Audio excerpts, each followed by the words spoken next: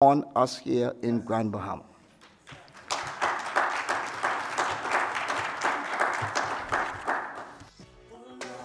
And that concludes tonight's show.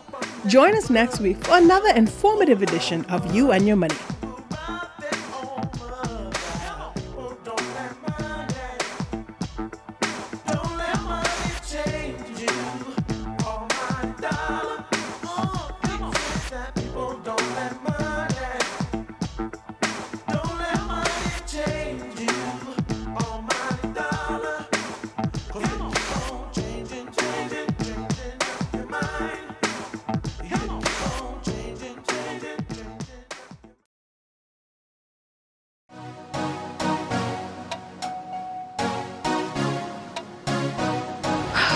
I guess I was too big-eyed.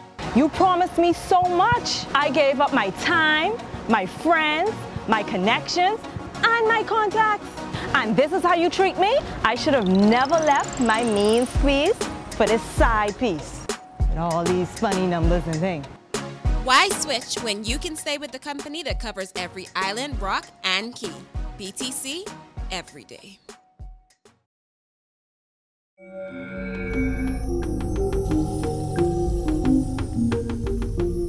You're watching the ZNS Network, the People's Station.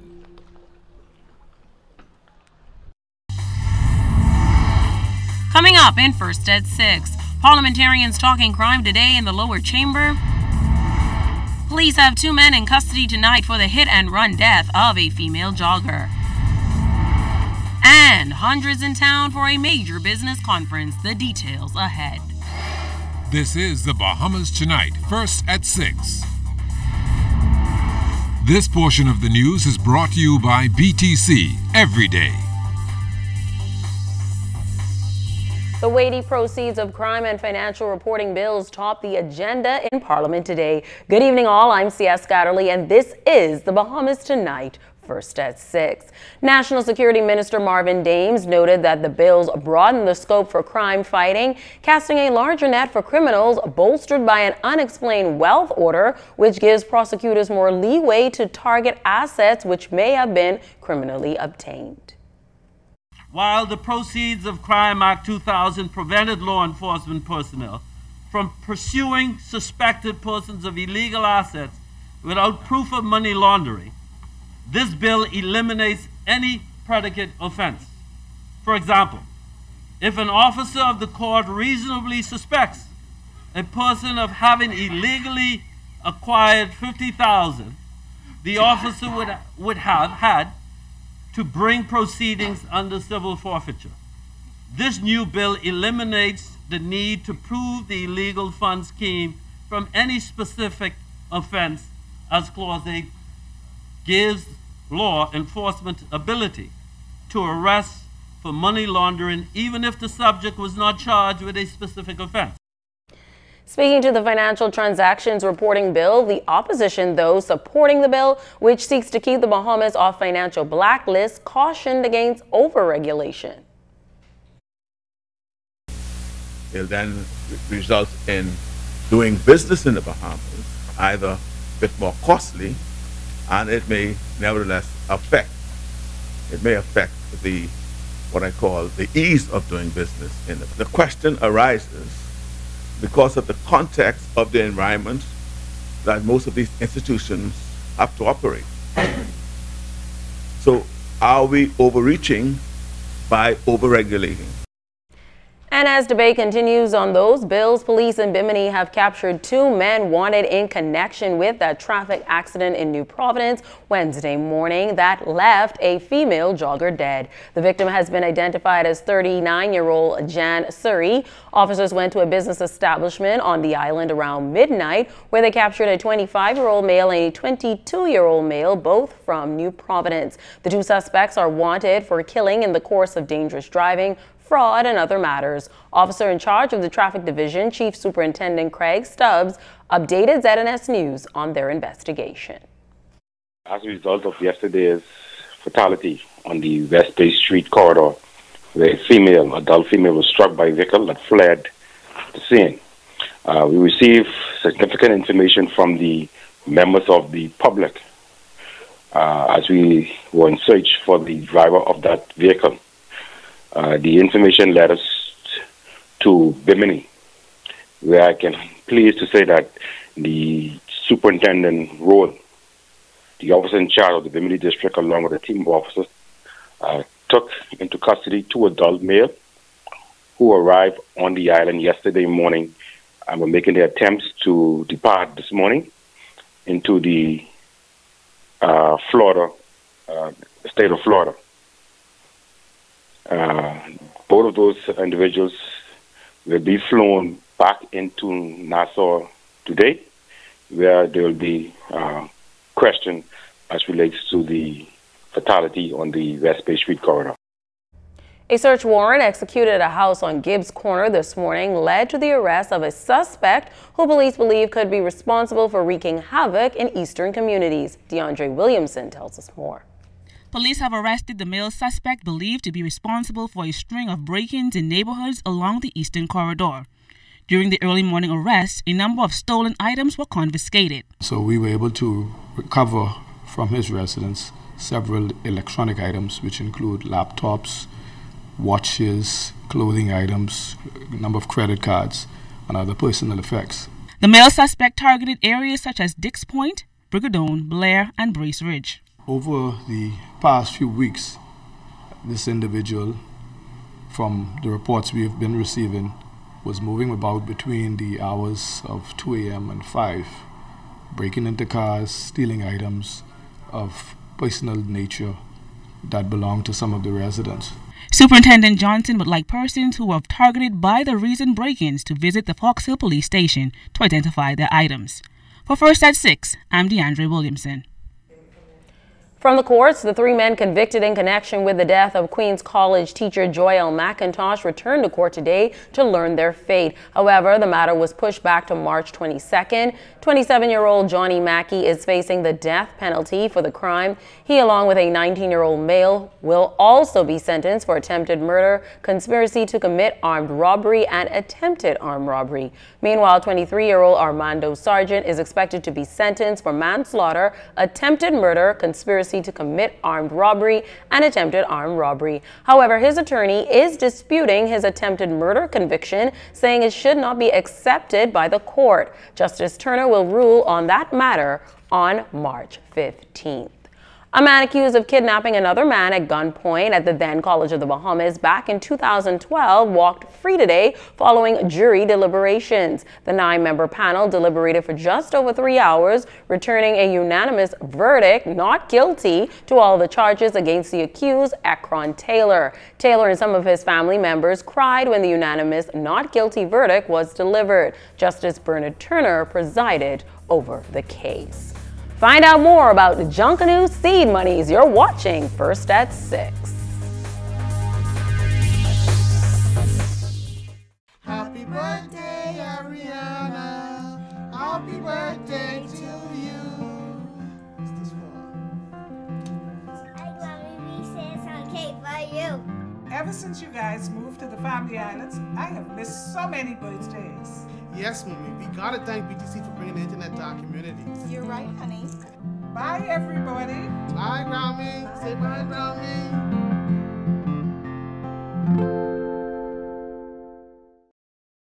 Are your monthly bills coming in on top of your holiday bills? It's time for a change. Bundle your bills into one low-rate loan with Commonwealth Bank. Move your high-rate loans and credit card balances from other banks to a low-rate consolidation loan at Commonwealth Bank. Less stress, less to pay, each and every month. Plus, the chance to win $5,000. So make a change. Get a consolidation loan at Commonwealth Bank and pay less.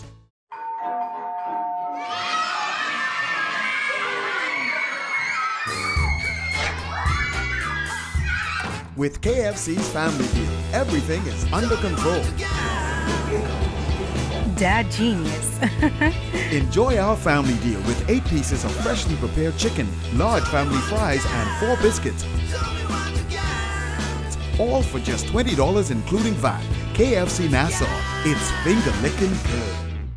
At Fourth Terrace Diagnostic Center, we provide imaging services to meet all your family's needs. Same goes for imaging at Grosvenor. We're the imaging experts. We never schedule multiple appointments, so you'll be in and out in no time. And if your initial screening reveals a concern, our radiology specialist can consult your doctor and conduct an alternative screening right then and there. Results are ready within 24 hours. Call 328-8157 to schedule an appointment at 4th Terrace Diagnostic Center or Imaging at Grosvenor today.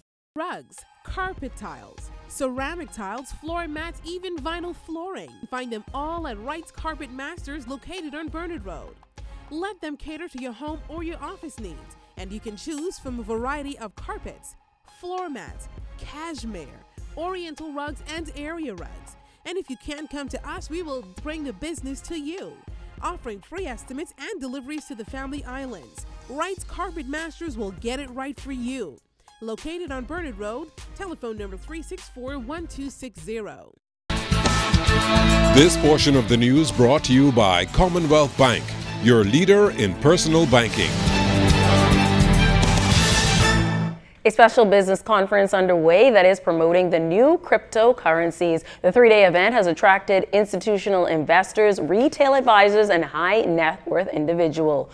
Polymath, along with Grit Capital, is hosting this conference, which includes sessions, panels, meetings, and keynote dinners. Co-founder Trevor Kavorko says his company's goal is to help bring together businesses to help leverage blockchain technologies. We think Bitcoin and blockchain and decentralized technology is the future. We think it's taking over many industries like finance, like healthcare, like education, and we think it's important to be a bridge between, the thousands and millions of businesses out there that can benefit from this technology. So what Polymath does is we help them launch their own tokens. So any business anywhere can create a token that represents ownership of that business, and that token is tradable. It is more efficient than traditional forms of ownership. We just think it's time to upgrade businesses and the way that they're structured and owned into the 21st century. Minister of State for Grand Bahama, Senator the Honorable Kwesi Thompson, welcomed the 600 participants. He told them how the government is very much interested in these technologies and plans are underway to make Grand Bahama the country's technology hub. Grand Bahama is ideally suited for tech businesses, ideally suited for the promotion of the technology industry, and so we want to move those things in Grand Bahama. And so we are hoping that even from the connections that we would have made here tonight, that we would have even more interest in terms of blockchain. We are inviting these same companies to come and to look at the Bahamas as a place to do business, look at a place to have conferences, to look at a place to provide opportunities for Bahamians, really. On to some culture news. First at 6, government has again announced that it has no intention to invest finances in the Carnival Road Fever March. Minister of Youth, Sports and Culture, the Honorable Michael Pintar, maintains that Road Fever is a private event that will be financed by Bahamian entrepreneurs, and he notes the government's role. We are committed to functioning as a regulatory body. Obviously, we are prepared to entertain applications for a permit for a march to be held, and obviously the standards held by the government for all public events will be raised with whomever is applying, and we expect those standards to be adhered to. We will provide regulatory advice to any festival that is staged, inclusive of the Road Fever March. But in terms of this administration spending capital in order to facilitate that, we do not intend to. And to the credit of the entrepreneurs, they have the wherewithal. These are Bahamian businessmen and women. They have the wherewithal to finance their own arrangement. We are not financing it. Minister Pintard also spoke to dress code concerns. We have standards that that the country intends to uphold, and it is our expectation that the behavior on that parade, as well as any other, will be consistent with our standards, and also so both dress code as well as behavior. especially when persons are using a public space where Bahamians of all ages will be able to witness and experience it. Junkanoo funding was another hot topic discussed during a recent conclave. Chairman of the Junkanoo Corporation of New Providence, Silbert Ferguson, says as it stands, government spends approximately $1.8 million in seed money to fund all registered Junkanoo groups. But could that change in the next budget? I think that was the most disappointing thing at the conclave, that funding had no real conclusion. Okay, and so that will continue because we have been made to understand that the government's budget will be cut by 20% in the next budget, and so there's nothing truly to look forward to. And so all of these groups are now being put into that frame of mind that we have to go there and raise the funds ourselves. Ferguson also revealed that cultural officials pitched the idea for a national Junkanoo festival to be created, and that could happen before year's end. What the minister basically put forward as well is for us to basically look at a Junkanoo festival, okay, that will be in a period of probably a week or more and be centered around the two parades to give everybody the full look at Junkanoo. And so hopefully those discussions will now go outside of the conclave so that they can be finalized to have a conclave, to have a festival, I guess, this coming year. Have you ever heard about Oslane Jadort? Well, he's a gospel recording artist that's taking the island of Bimini and the Bahamas by storm, and he's just released an album called Jesus Remains. He joins us live in studio to talk about his new album. Good evening, and tell us more about your album. Well, good evening, Jessica. Thank you for having me here, first of all. And we're like you mentioned, I am from Bimini, and I am representing Gateway Outreach Ministry, where the pastor is Apostle Gilbert Rule. And we just released an album this year called Jesus Remains. It's a live album that we did last year, and we finally got it released this year. And I'm basically here in Nassau to do the album release, actually tomorrow night. And so, yeah, I am a gospel artist, like I mentioned, under the Gateway Outreach Ministry umbrella. My team is also here with me, Gateway Outreach Ministry worship team. And we're here to do an awesome album release tomorrow night. So, but yeah, that's what we're here. It's a praise and worship album, and we're here to try to be a blessing to the people. So give me, I guess, an idea of what that album entails. Is it soft music? Is it up-tempo? Give us a feel for the album. Well, it's a combination. I would call it an eclectic album. When I say eclectic, it's a combination of so many different styles, but it's mostly praise and worship. Definitely can't have a Bahamian born album without Bahamian music. So we do have a couple of the Bahamian up-tempo nice stuff that's also on air on several of the radio stations here in the Bahamas, United States, Jamaica. Kingdom Come that we released in September is doing extremely well. That's a more upbeat Bahamian style music. Then we also have the more soft, mid-tempo worship type of music. But it's a praise and worship album, something that you can put in your car, and something that you can definitely, just enjoy quiet time with. But it's an eclectic album that I'm sure will be a blessing to everyone that purchases it. So how important is it to produce this type of music when you consider how popular secular music is, particularly American or that North American pop culture music? How important is it? Well, as we know, music is one of the best mediums that you can find to get your message across. And like you mentioned, whether it's pop culture, whether it's secular, they have a message that they want to portray or that they want to get out there, and they use the medium called music. And we have a responsibility as well as gospel artists, worship artists, or what have you. And music, and basically gospel music, I should say, it's the same as a sermon. It's like preaching a sermon, but you're only basically using music to portray it. And one of the things I've learned with music that's different from a sermon, you can easily forget a sermon, but you can't forget a song, the lyrics to a song that captures your attention based on the rhythm and the instruments that's playing behind, that's backing backing it up. So if you're gonna, you know, get gospel music out there, it should be produced top quality. It should, you know, have a taste of excellence added to it to make sure that whatever you put out there, that the listener doesn't forget not just the music itself, but the words or the message in that music. Perfect. So give us a little sneak peek into what your audience can expect tomorrow night at the album release. Jehovah Shammah is here.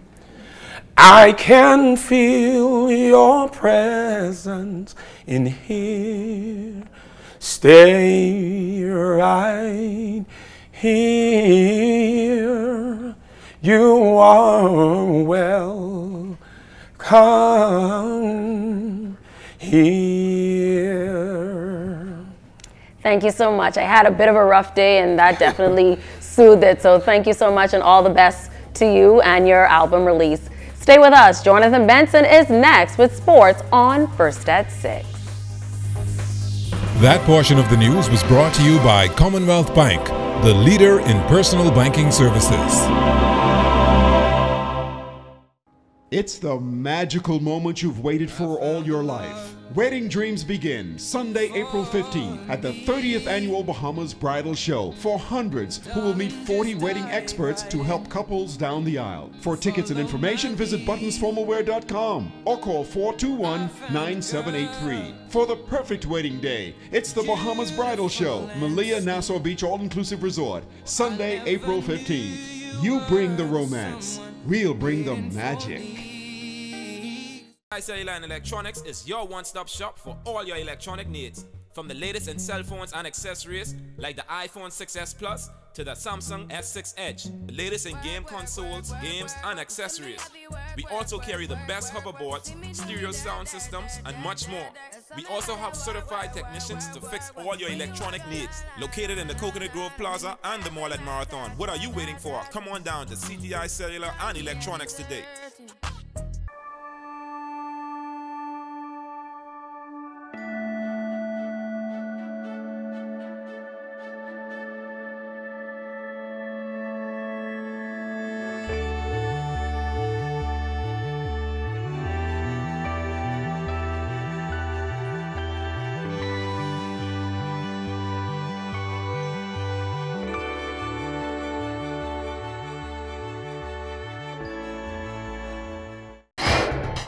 ZNS Total Sports is brought to you by 4th Terrace Diagnostic Center. Welcome to sports, everybody. The IAAF Indoor World Track and Field Championships getting underway today in Great Britain. Our two high jumpers in competition, and the meet didn't last that long for either. Jamal Wilson struggled on the opening height of 7.2.5, but cleared it on his final attempt. The next height, though, 7.4.5. Wilson failed on all three attempts, eliminating him from the competition, where he finished up in a tie for 9th. As for Donald Thomas, he cleared 7.2.5 on his first attempt, but 7.4.5, a little too much on this day. He too failed on all three attempts and bowed out of the competition, finishing up in a tie for 6th. The Government Secondary School Track and Field Championships continuing today at the Thomas A. Robinson National Stadium. It was the final day of competition for the junior schools. The AF Battleleaf Fighting Tigers held the lead after day 1. And unofficial scores have the Tigers as your champion, dethroning the CH Rios Raptors. I know the athletics worked very hard, and I think once they gave us good in terms of giving us 100% in terms of effort, we know they would do well. From the college hardwood last night, 7th seed Robert Morris came from 10 points behind at halftime to upset 2nd seed Mount St. Mary's 60-56 in the quarterfinals of the Northeast Conference Tournament. Charles Bain in the starting lineup, he finished up 1 for 5 from the field, 0 of 2 from behind the three-point arc. He had 2 points, 8 rebounds, and 2 steals in 26 minutes. Up next now for Bain and Robert Morris in the semifinals on Saturday will be top seed Wagner. As for Houston Baptist, they continued with regular season play last night. They had the reverse fortune to Robert Morris, actually led the half before falling to Incarnate Word 83-71. Philip McKenzie a perfect 2 of 2 from the field, 4 points, a rebound and a block in 11 minutes off the bench. McKenzie and Houston Baptist, they finished up regular season play on Saturday against Texas A&M Corpus Christi. On the college hardwood tonight, Dwight Colby and Western Kentucky, they played 24th ranked Middle Tennessee State as they wind down regular season play. DeAndre Ayton and the 19th ranked Arizona Wildcats also in action against Stanford. The Bahama Scholastic Association Sudden basketball playoffs, those were on court yesterday, and Primary Boys play. The Jordan Prince William Falcons, they won 17-5 over Christian Heritage. Telio's also a winner, 28-9 over Queens College. Just one game in the Junior Boys division. Christian Heritage, they took care of Genesis, 47-30. In Senior Girls play, Mount Carmel winning big over Capron, 31-6. As for the Senior Boys, Capron bouncing back with a 48-26 win over Pace Christian Academy. The New Providence Basketball Association, they were on court last night in the Division II opener. The Breezes High Flyers, they took care of the Rockets, 90-78. As for the D1 feature, the University of the Bahamas Mingos, they took down the JD Seafood Sharkers, 66-59. Justin Smith led the Mingos with 17 points. For the Sharkers, Shaquan Lewis a game high, 18. The Eleuthera Basketball Association, they have action this evening. They start 6:30 in JC. Palmetto Point Blazers open up against the Lowbrook Tigers. That's followed by Palmetto Point and the Governor's Harbor Crusaders. On to the NBA now. Buddy Hield and the Sacramento Kings looking for their first win since the All-Star break. With a record of 18-43 on the season, they'll be at home against the Brooklyn Nets, who aren't much better, at 20-42.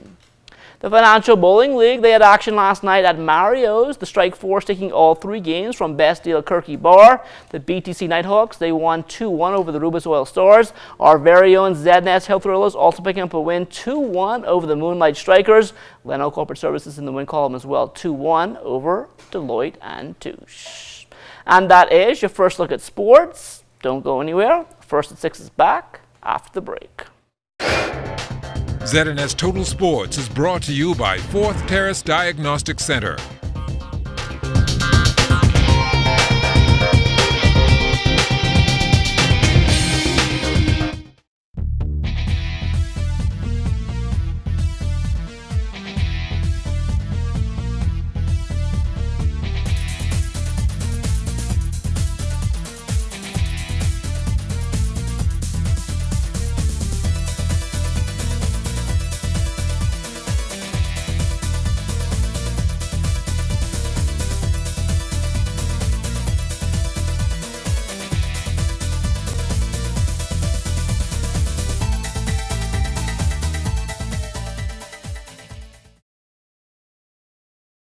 Hey, this is Bodine, host of Fabulous Living, Bahamian Style. And there aren't very many things in life that give as much fulfillment and joy as traveling throughout the Bahamas. See, I've been traveling all over our archipelago, and I've seen some of the most iconic views known to mankind. I've tasted some of the most delicious foods in some of the most unique spots, and best of all, I've had a chance to connect with people from all corners of our nation. And it's not only me, it's me and the entire Fabulous Living Bahamian Style crew made up of photographers, filmmakers, bloggers, and so many more, just looking to tell the story of our Bahamas here on ZNS TV, YouTube, and Facebook. What I want you to do is just enjoy the journey with us, and we'll cover all the must-see, must-do things around the Bahamas, share some really good cooking, and experience some of the most gorgeous homes in the world, all right here, Bahamian Style. I know you're going to enjoy this ride. Now to news from the region. The government of Panama said on Monday it was formally investigating a complaint that executives for U.S. President Donald Trump's family hotel business were illegally occupying a 70-story luxury Trump hotel amid a management dispute. The public ministry said it was investigating whether there was any punishable conduct in the matter at the Trump International Hotel in Panama, and that it intended to ask for more information from both sides.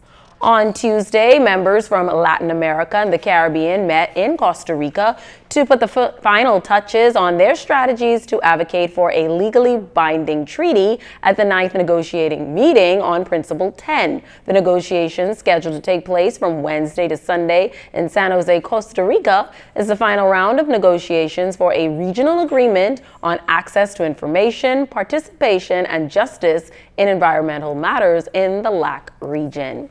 And a team of 4 young people on Montserrat recently began a 1-year project in sustainable fishing. The project represents a partnership between the government of Montserrat, Wyatt Institute, and Blue Halo Montserrat, and is managed by the Youth and Sports Development Program. The team is comprised of 2 fishermen, an outreach officer, and a data collections officer. Together, they are seeking to propose a new type of fish trap that includes the traditional way but adds biodegradable wires and a 1-inch gap to the method. Time now for weather.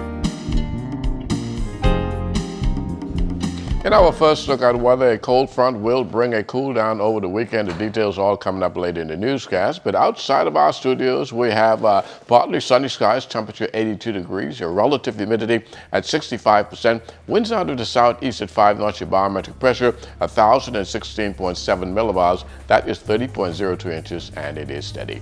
That's going to do it for your first look at weather at 6. Stay tuned, more weather is still to come. Thank you so much, Basil. That ends First at 6. News from the North, however, is up next.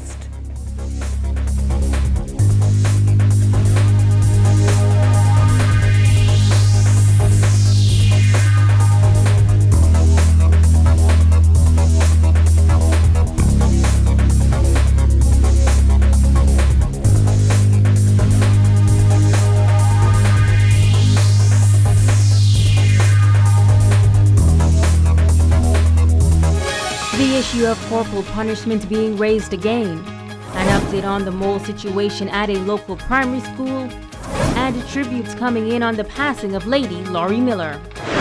The Bahamas Tonight Northern Edition starts now. This is the Bahamas Tonight, the Northern Edition. Good evening all. I'm Megan Shepard. Thank you so much for tuning in. The issue of corporal punishment coming to the forefront once again. It is understood that a group of educators on Grand Bahama may be leading the charge to have this form of punishment removed from the public school system. Tonight, the Bahamas Union of Teachers is addressing this move and is calling for fair evaluation of its benefits. Talia Hall has the story. According to the Ministry of Education Superintendent for West Grand Bahama, Ivan Butler, the West Grand Bahama and Bimini public educators are moving to eliminate corporal punishment within schools. He says this is a part of a wider goal to bring it to an end in the entire country because of challenges over the years. Superintendent Butler says it is now an adjustment for administrators and they will only be using it as a last resort of punishment, and by the start of the new school year, this practice may come to an end. But there is a disagreement on this issue. Area Vice President of the Bahamas Union of Teachers, Quinton DeRota, says he believes corporal punishment in the schools is a must and it can save the lives of many students. I think corporal punishment should be used to establish a consequence for behavior that's unsavory and that's against what are societal norms and expectation for proper behavior and good manners. I think the corporal punishment should be a part of a tool to use to put in kids and to enforce a moral compass. He says it is the responsibility of the entire society to train students in a proper way, and if not, there will be chaos. LaRota says some students have developed a violent approach towards discipline. Some of them said, "You can't beat me, my mommy don't beat me, there's no consequence for my bad behavior." And then when they really face a consequence, it's in front of a judge or in a jail cell, and by that time, in most instances, it's too late. So we really need to, I think we need to ignore sometimes the far left and the liberals on some of these issues, stick to what we know as the traditional approach to certain things, and just apply it properly with due consideration. The area vice president admits that he has used corporal punishment while in the public school system and says it has made a tremendous difference. It wasn't done in a matter where I had anything personal against the children. And they were once my students. They're adults now, and we continue to have a good relationship. And I see them now, and we hug and we shake hands, and I consider them my kids. So it's about your whole approach to the child. Reporting for ZNS Network News, I'm Natalia Hall. Also from education, there is good news tonight on that mold situation at the Maurice-Moore Primary School. Last month, shop steward Michelle Outen told ZNS News that teachers were concerned about their health and safety after environmental health confirmed that there was mold on the campus and several classes had been relocated. But tonight, Outen says the matter has been resolved.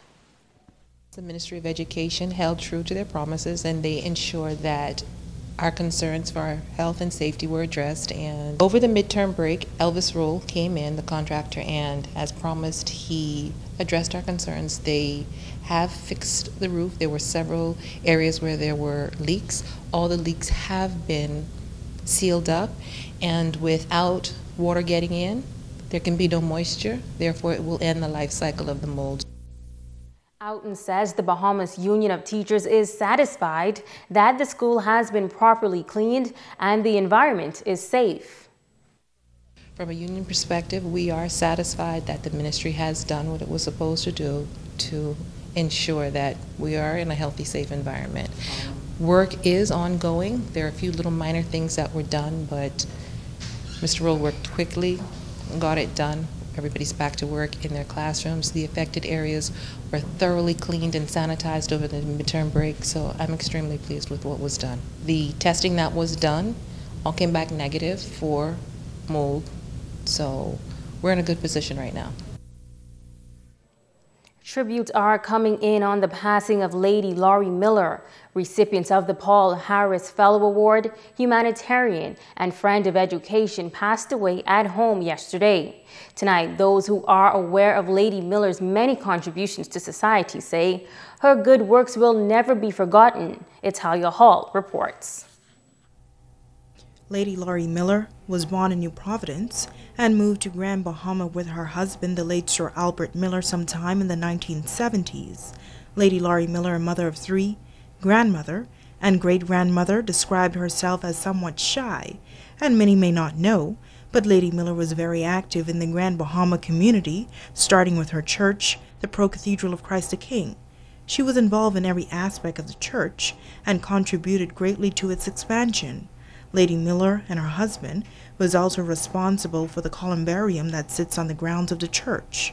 Archdeacon Harry Bain says she was truly committed, dependable, and loved the Lord. Lady Miller helped with the years ago when we had the what we call the garden villas or the ghetto project, where we cleaned up the area. She was a very strong supporter of that financially and otherwise.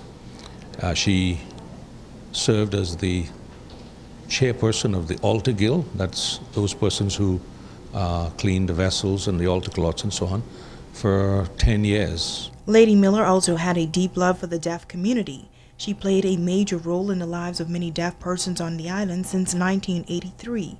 Deputy Director of Anglican Education Cheryl Wood says the former Center for the Deaf on Grand Bahama was one of the many organizations that benefited from this philanthropist. She would mentor the young girls at the school, and she taught them how to make these wonderful creations using the fine art of needlecraft and just crafts in general, because she wanted to be a mother figure to them, and hence the name Godmother Laurie came about for her. And if you were to speak to any deaf child in the community and ask them about her, they would refer to her as Godmother Laurie. She was passionate about education as well.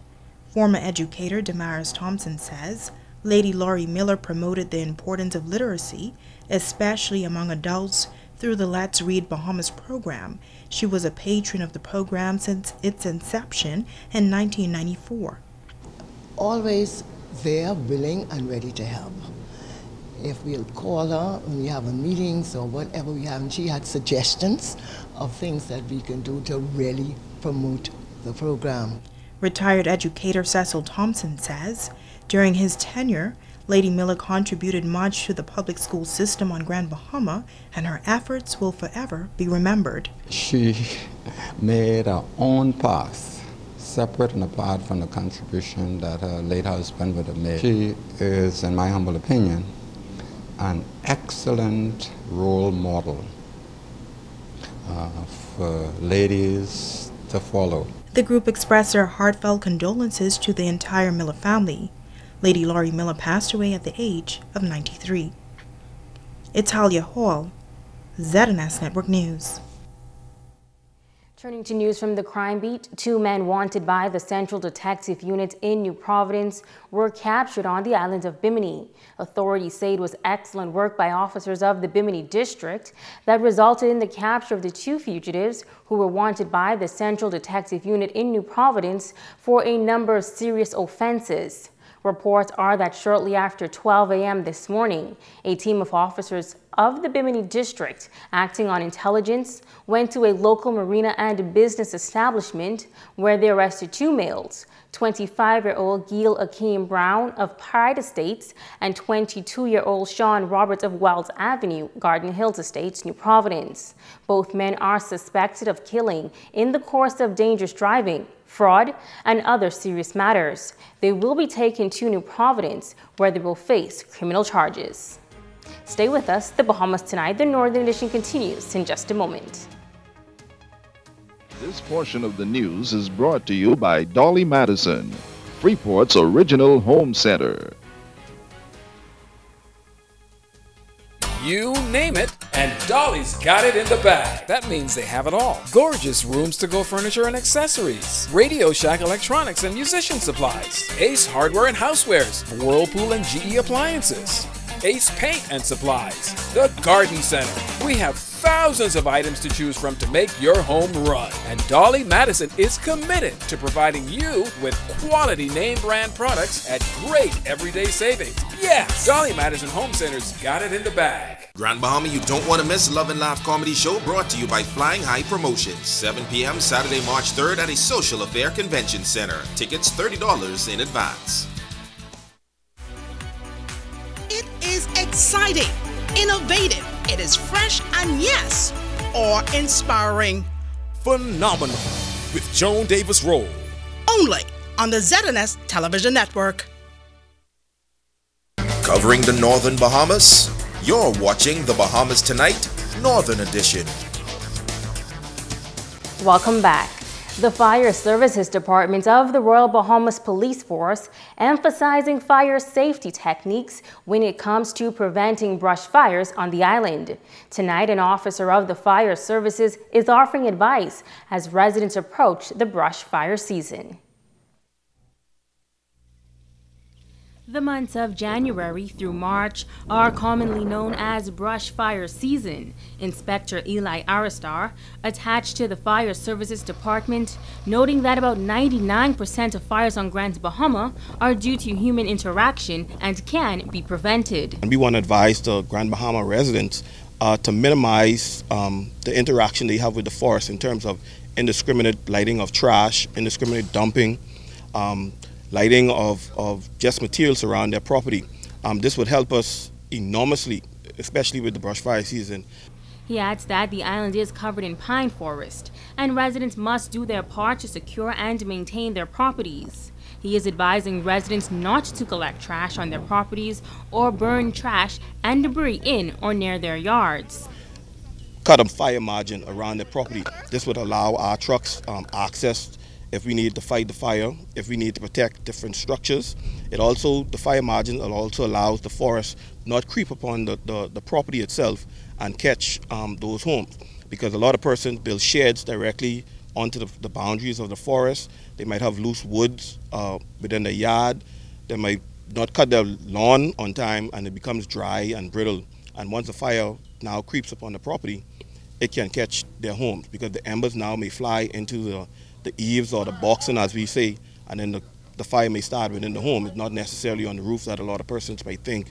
The embers may go on, but it might go into the eaves or the soffits and catch the homes on fire. He is also clarifying a common misconception by residents. It's a technique that we use to assist us, especially with the large brush fires and when our resources are not able to fully extinguish the fire immediately that is threatening our homes and businesses. So what we would do, we would apply a technique that is called prescribed burning, where we light a certain area depending on the wind, the humidity, and it actually burns towards where the fire is burning. So when that fire meets, it poses less threats for the homes and other businesses. So it's not when you see the fire department walking or along property lines, you say, oh, the fire department just adding to the fire. It isn't with that. It's actually we're just trying to minimize the fire itself, the intensity of the fire, and also because of the resources, we want to try extinguish that fire as quickly as possible. The Grand Bahama Alumni Chapter of the Delta Sigma Theta Sorority Incorporated taking its literacy program into the various schools on Grand Bahama. President Lynn Glinton says she's proud that first grade students at the Hugh Campbell Primary School have decided to become members of the Sir Charles Hayward Library as a result of the reading initiative. This all came about from a program that we had in November, Literacy Week, whereby all of us, most of us, read to children at grade 1 in the various schools. And as a result of my reading with them, I challenged the teacher and the children and the parents to have them take out membership. And it came through. Grade 1 teacher at Hugh Campbell Primary, Carol Harvey, believes this initiative will encourage the young students to read more. Since there are lower streams, reading is the best for them at this time. So they will be able to come and learn about different places that they have never been to. The owners of Pizza Hut have sponsored the Grand Bahama Children's Home for more than 30 years. In addition to being passionate about pizza, the restaurant chain is also passionate about children, and for that reason, spokesperson Carla Walgu says Pizza Hut has decided to ask the Grand Bahama community to support the Children's Home as well. For the love of pizza and for the love of children, Pizza Hut is partnering with the Grand Bahama Children's Home to furnish the needs of the children here at the home. This community is supportive. That's what we found over the years, supportive, generous, loving, and caring. And with this in mind, we've decided to invite the community and our valued customers to partner with us in purchasing our Lovers Line pizzas. Purchase any large Lover's Pizza and get the second one, which is a small one-topping pizza, for only $2. The $2 received will be donated to the Children's Home. Executive Director of the Grand Bahama Children's Home, Sheila Johnson-Smith, says they are grateful for the dedicated support from Pizza Hut. We are more than grateful and appreciative of the support that we're getting from Pizza Hut and its subsidiaries. This is a 24-hour operation. We need to make sure that what we do for these children lasts. This home is vital to this community, to the Northern Bahamas, and every dollar makes a difference taking care of our children. Because these children that we have here, these are the future of the Bahamas, and we want to make sure give them every opportunity to become successful persons as adults. March is recognized as Kidney Awareness Month, and this year the focus is on kidneys and women's health. In this report, clinical manager at the Kidney Center explains the importance of taking care of the often forgotten organ. Clinical manager at the Kidney Center, Kylie Turnquest Moore, notes that kidneys play a vital part in your body's overall health, but unfortunately, this organ is often taken for granted. Kidneys are almost the center of health because when they're gone, they affect everything about the body. And taking care of kidneys is really quite simple. Good nutrition, exercise, if you have a disease, managing your disease well, and basically attending your doctor and following instructions, not smoking, not drinking, those sorts of things. So they're basically lifestyle, healthy lifestyles. Moore says that the exact numbers of how many persons are living with kidney disease is unknown, but the Kidney Center has noticed that a certain gender does present with more cases. Most of it goes undiagnosed until we reach right to the end. So the numbers really are unknown. What we have found is that women are greatly affected by kidney disease, and a lot of women really don't make it to dialysis because they tend to die before they actually get to dialysis.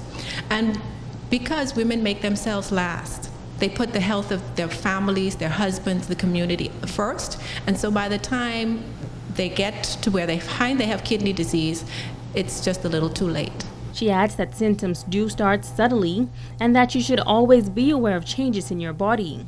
Just fatigue, generally feeling unwell. Most persons don't know that they have something until it has progressed quite far into the disease, where you may have swelling, blood pressure's out of control, anemia. Once again, signs that can be taken for other things until you go to the doctor and have tests done that will diagnose it. And now it is time to ask the doctor.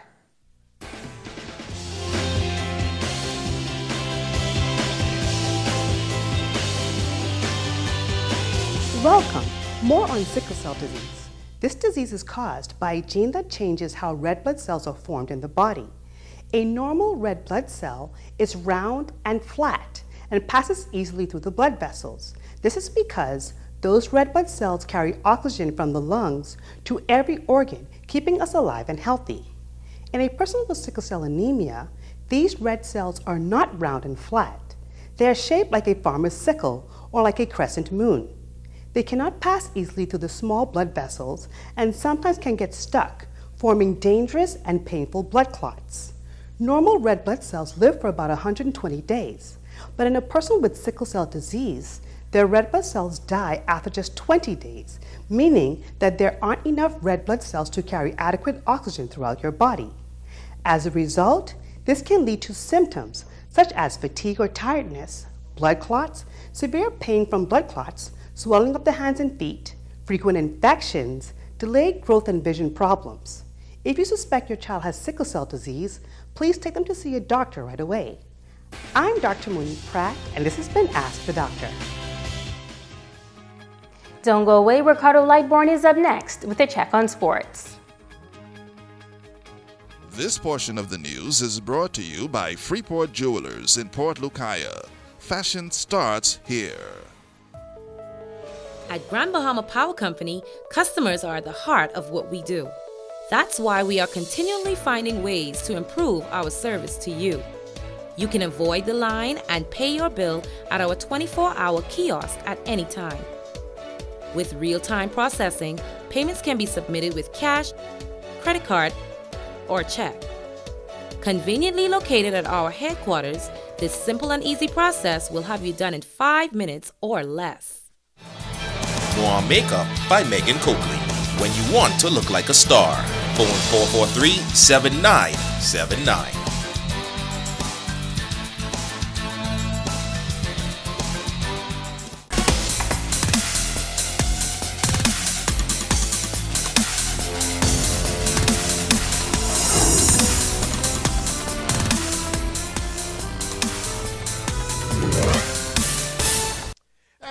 Everybody, I'm Ricardo Lightbourne. Tonight this one goes out to my brother in Fine Empire. That's Beatty Russell who's celebrating. And yes, over there at Tourism, get a JP, also have a celebration. Well, the Grand Bahama American Women's Club held their annual golf tournament, folks. They played the Reef Golf Course, and our Italia Hall went out and watched them. The 15th annual Grand Bahama American Women's Club Golf Classic was a 4-ball scramble.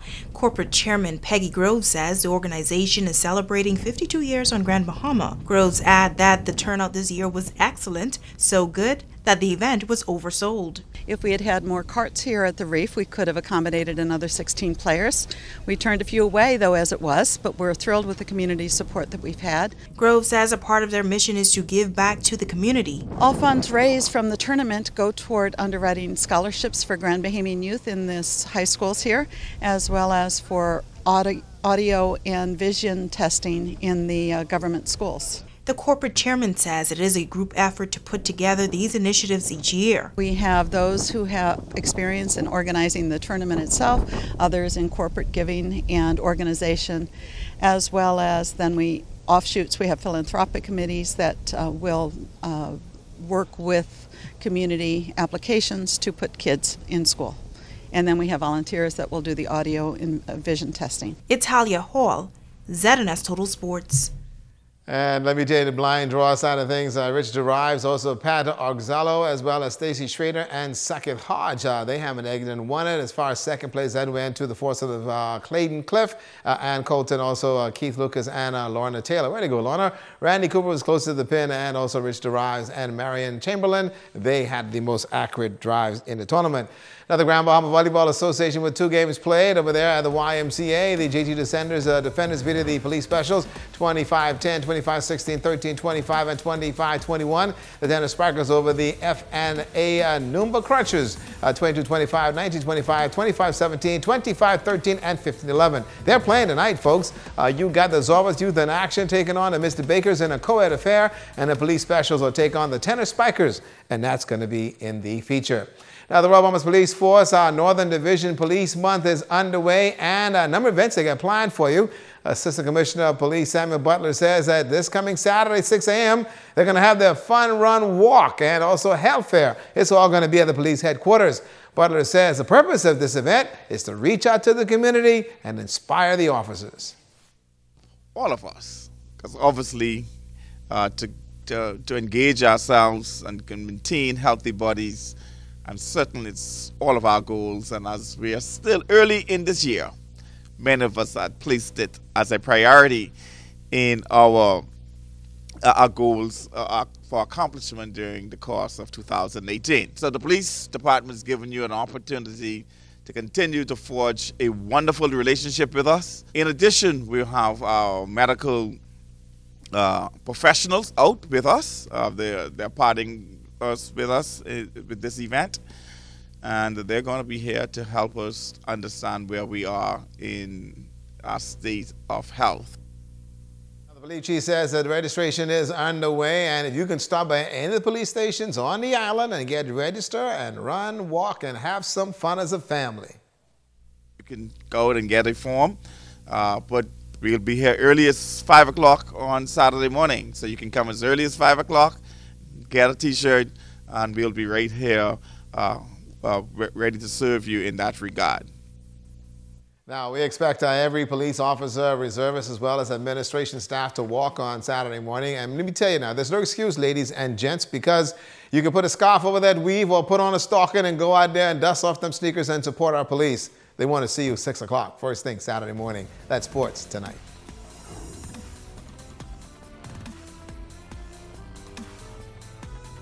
Portion of the news is brought to you by Steppin' Out. Satisfy your style habits with shoes for every occasion. Steppin' Out, when you want to put your best foot forward. All last year, I fell in love with Belinda. But this year, I want to just kick it up a notch. Did you hear about our new bamboo line? When you start talking about you can sell it on TV. Hold on, Dr. Love. Not that type of bamboo you're talking about. You ain't hear about the nice bamboo sheet. And you can get it in all colors. And if you ain't want it in the sheets, Dr. Love, you can get it in the pillows. Thank God for island bedding. Come and visit me at number 5, Queens Highway, Island Bedding. Excuse me, Mr. Arnold. I overheard you talking to Bree about BIBT, but I didn't hear you tell her about the new bachelor's degree program. Check it out, man. I already signed up. New bachelor's degree program. Accounting, business administration, human resource management, convenient evening classes, affordable tuition, accelerated completion time, and they approved by NACOP. Boy, she ain't gonna never have to leave this island. I can call her right now. Homeboy, do me a favor, eh? Stop overhearing my conversations. Bahamas Institute of Business and Technology. Phone us today. Freeport Campus 351-2673 or Nassau Campus 325-2016. BIBT, pursuing knowledge, applying wisdom. Pizza Hut Lovers Pizzas give you more of what you love. Meat lovers get more meat. Cheese lovers get more cheese. Veggie lovers get more veggies. Pepperoni lovers get more pepperoni. When you purchase a large Lovers Pizza, you get any small one-topping pizza for just $2. Pizza Hut will donate that $2 to the Grand Bahama Children's Home. Get your large Lovers Pizza, spend an additional $2, and get any small one-topping pizza for just $2. For the love of children at Pizza Hut Freeport. A good day today. Yep. Okay, I want to tell everybody out there it was a great day today. Things are going exceptionally well. Whenever Megan only eats a salad, it's a good day. Great day. That's going to do it for us here in the north. I'm Ricardo Lightboy. I'm Megan Shepherd. Dramas Tonight continues. Bye.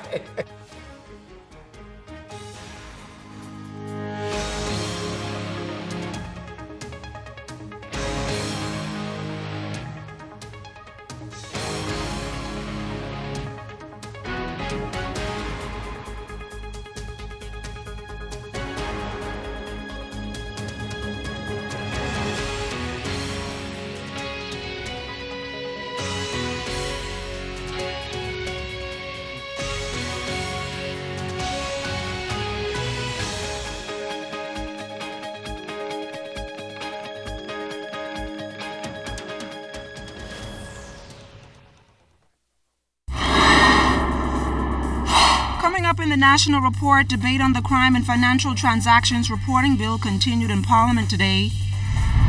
Police capturing 2 men in Bimini responsible for that hit-and-run incident here in the capital on Wednesday. The immigration director expressing his team's commitment to getting the job done despite allegations of inhumane treatment of detainees. The Bahamas Tonight, the National Report, starts now. This portion of the news is brought to you by BTC Every Day. The proceeds of crime and financial transactions reporting bills are being touted as the answer to fighting the war on crime. Good evening, everyone. I'm LaDawn Davis. Today, parliamentarians began debate on the bills, notably adding the unexplained wealth component, which zeroes in on prosecuting persons based on unexplained gains linked to politics, drugs, and human trafficking and other offenses. Keishla Adderley reports. Tabled, withdrawn, and replaced, the proceeds of crime and financial reporting bills carry a lot of weight in multilateral relations. Today, National Security Minister Marvin Dames noted that the bills broaden the scope for fighting crime, casting a larger net for criminals. The unexplained wealth order targets politicians, their families and associates, public officers, persons charged with bribery, extortion, drug and human trafficking, and narrows the burden of proof. While the Proceeds of Crime Act 2000 prevented law enforcement personnel from pursuing suspected persons of illegal assets without proof of money laundering, this bill eliminates any predicate offense. For example, if an officer of the court reasonably suspects a person of having illegally acquired $50,000, the officer would have had to bring proceedings under civil forfeiture. This new bill eliminates the need to prove the illegal funds came from any specific offense, as Clause 8 gives law enforcement ability to arrest for money laundering even if the subject was not charged with a specific offense. The accompanying bill, the Financial Action Reporting Bills, which seek to dodge damaging blacklists, was back on the agenda as well, with the opposition cautioning against what it thought could be self-inflicted damaging aspects. It'll then result in doing business in the Bahamas either a bit more costly, and it may nevertheless affect what I call the ease of doing business in it. The question arises because of the context of the environment that most of these institutions have to operate. So are we overreaching by overregulating? U.S. banks in states like Delaware, Wyoming, Nevada, and Oregon are already capturing much of our traditional financial service business with their proverbial onshore financial centers, taking business from what they term offshore financial centers. We must not shoot ourselves in the foot But Foreign Affairs Minister Darren Henfield rejected that thinking, asserting that the bill is a show of transparency and an offensive against any practice that may scare off valuable foreign investment. This idea that somehow, when we be honest and open and transparent about what's going on in the Bahamas, that it's talking down the Bahamas or it's discouraging international investment opportunities. I want that to be put to rest. That is not true. Because international organizations want to know that they are coming to a country that does to do business, where legislation is strong against corruption. Debate continues. Keishla Adderley, ZNS Network News. Also from Parliament today, Long Island MP Adrian Gibson expressed disgust over the recent spate of hit-and-run incidents. He told Parliament today he was also a victim of a hit-and-run this week and is the schoolmate of the recent hit-and-run victim who was struck and killed as she took her morning run along West Bay Street yesterday. He told Parliament today that traffic laws pertaining to insurance must be strengthened. There's an absolute need, Mr. Speaker, to strengthen our laws as it relates to hit-and-runs. The police officer told me of thousands of uninsured drivers on our roads and the need to clamp down on that, even if it means having serious and frank conversations with insurance companies relative to their processes. For example, people being allowed to enter into insurance contracts, paying enough to have a temporary certificate issued to license their vehicle for the year, and then upon licensing, never returning to pay and allowing it to lapse. Unquestionably, the vehicular licensing processes must be reviewed. Police in Bimini have captured 2 men wanted in connection with that traffic fatality yesterday morning in western New Providence. Officers went to a business establishment on the island around midnight where they captured a 25-year-old male and a 22-year-old male, both from here in New Providence. The 2 suspects are wanted for killing in the course of dangerous driving, fraud, and other matters. Officer in charge of the Traffic Division, Chief Superintendent Craig Stubbs, gave this update. As a result of yesterday's fatality on the West Bay Street corridor, where a adult female was struck by a vehicle that fled the scene, we received significant information from the members of the public as we were in search for the driver of that vehicle. The information led us to Bimini, where I can pleased to say that the superintendent role, the officer in charge of the Bimini district, along with a team of officers, took into custody 2 adult males who arrived on the island yesterday morning and were making their attempts to depart this morning into the state of Florida. Both of those individuals will be flown back into Nassau today, where they will be questioned as relates to the fatality on the West Bay Street corridor. Meantime, police sending a strong warning to pedestrians and joggers. Assistant Commissioner of Police Ken Strawn expressed a concern over the growing number of traffic accidents and the incidents involving pedestrians. The police department has been inundated with requests for walkathons. That occurs every single weekend. And during many of these walkathons or bikeathons, as the case may be, we find that our people determine that they are going to walk in the streets. Those of you who go exercising during the wee hours of the morning or late in the night, we continue to appeal to you to adorn outfits that can clearly make you visible, and also stay on the sidewalk. Why would you want to walk on the street exercising if there's no provisions for you to do so? Find the appropriate locations that is properly lit and enjoy your exercise. The 3 men convicted in connection with the death of Queens College teacher Joyelle McIntosh returned to court today to learn their fate. However, the matter was pushed back to March 22nd. 27-year-old Johnny Mackey is facing the death penalty for the crime.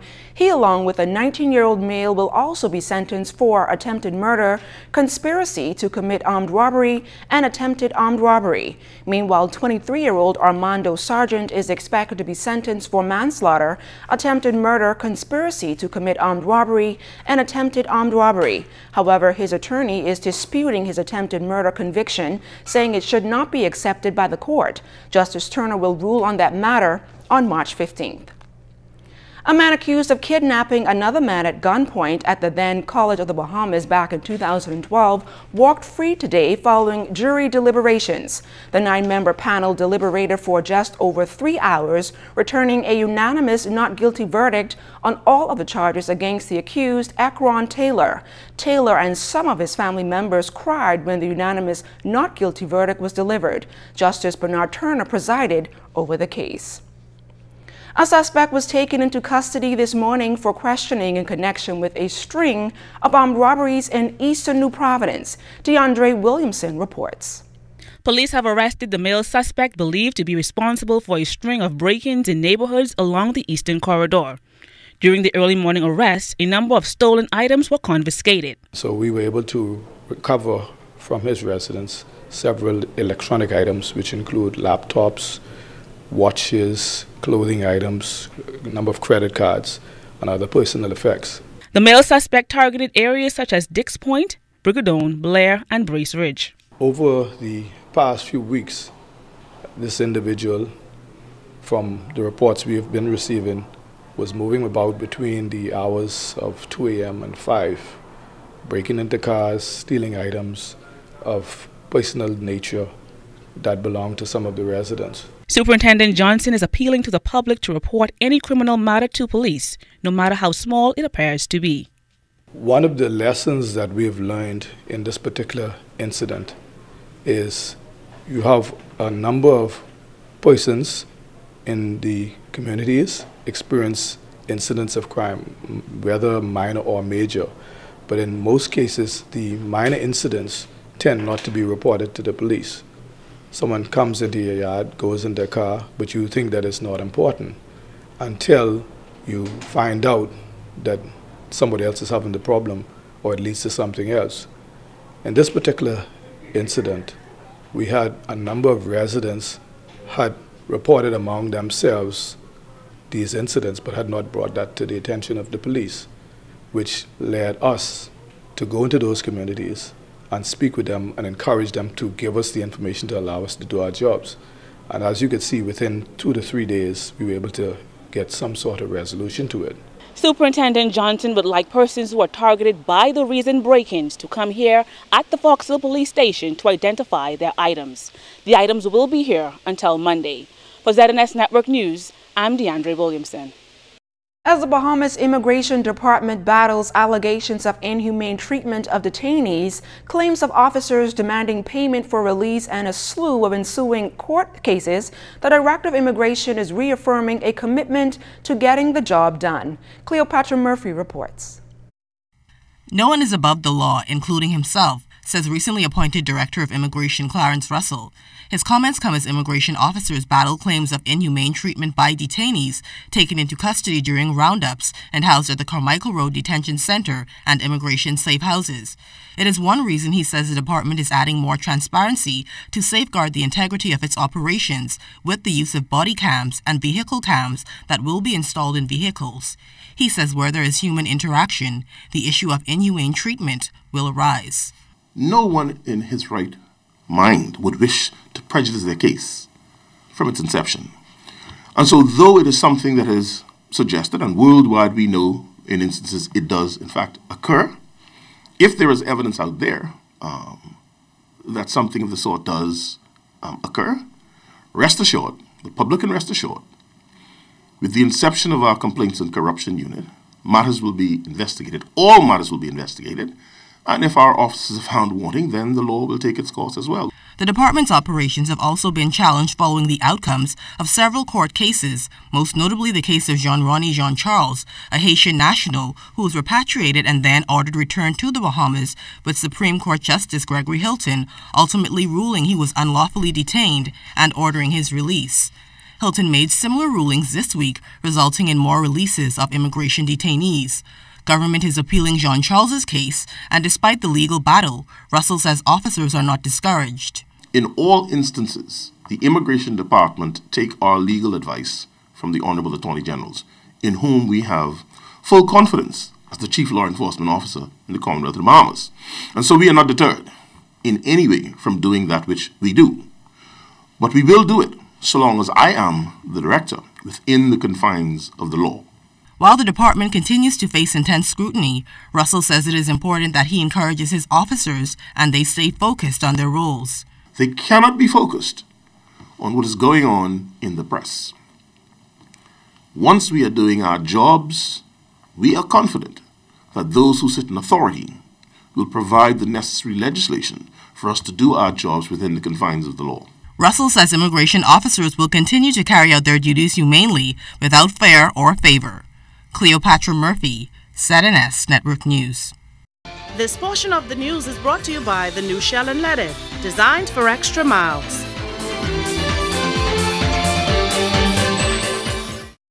What does support look like? What does it sound like when you feel the pulse of a nation? When you make a difference in the lives of strong, principled, cultured people who are driven by hard work and passion. People who build communities where hospitality is warmly demonstrated, because this is the Bahamas and we're happy to share our wealth. Commonwealth Bank, built by Bahamians, here for Bahamians. Bahamians helping Bahamians. Every day you wake up with the world in the palm of your hand.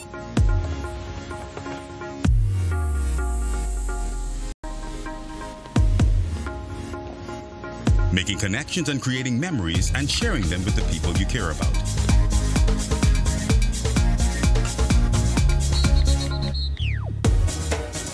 Every day, the world is at your fingertips, and you can experience every blockbuster movie in stunning HD and top 100 Billboard music hit with the touch of a button.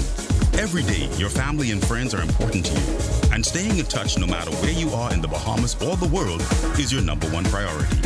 And that's why, every day for over 100 years, BTC has been there to ensure that every Bahamian has the best connection to the world.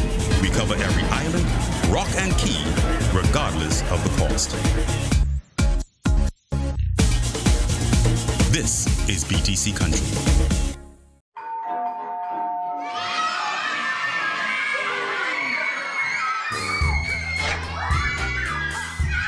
With KFC's Family Deal, everything is under control. Dad genius. Enjoy our family deal with 8 pieces of freshly prepared chicken, large family fries, and 4 biscuits. All for just $20 including VAT. KFC Nassau, it's finger-licking good. Home is more than where the heart is. Home is where the children feel safe.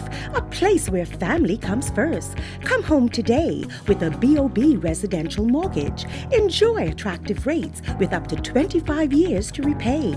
Or use the equity in your home to fund home improvements or other worthwhile needs.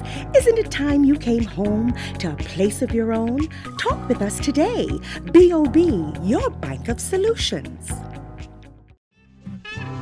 What if there was a place at the crossroads of Nolens and Nassau, where the bold coffees of Asia, Africa, and South America are paired with the spicy, savory flavors of the South, where authentic Cajun Creole fare is always cooking and love is always brewing.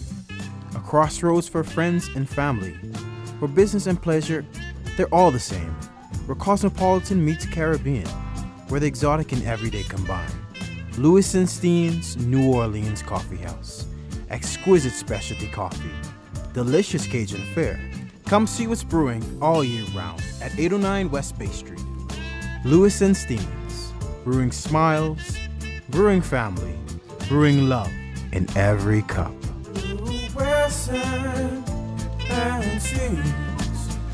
New Orleans Coffee House. This portion of the news brought to you by McDonald's. McDonald's, I'm loving it. Another Family Island airport is on tap for a multi-million-dollar upgrade. Cleopatra Murphy tells us where and what it will entail.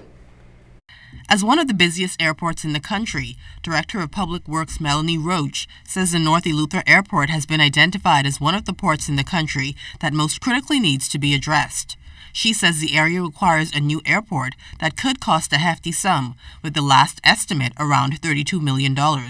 Government is exploring funding options. This location is not suitable, it's not acceptable. We have to actually relocate the terminal building, and one of the plans that was recommended, strongly recommended, is that we turn the existing runway into a taxiway and then build a new runway further to I think that's to the south, and also expand the length of it.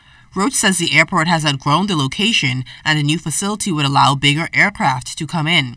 She says the terminal is also too small to accommodate the number of travelers the airport sees, and once they clear security, passengers are confined to a small area outside. If it rains, of course, they're going to get wet. So no, we'll have to have a totally new terminal building. We've had it in one of the previous IDB projects. We've actually done all of the analysis, so we know exactly how big it needs to be. We know the basic layout that needs to happen. So we're far advanced, we just need to finance it now. North Eleuthera Member of Parliament Ricky Mackey also highlighted the critical need of a new facility, as the airport, he says, is the third busiest in the country. The entire North Eleuthera area is bursting with economic activity, but we need an upgraded facility to work with that to ensure that we have a smooth transition with the success of North Eleuthera.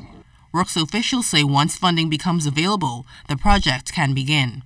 Cleopatra Murphy, ZNS Network News.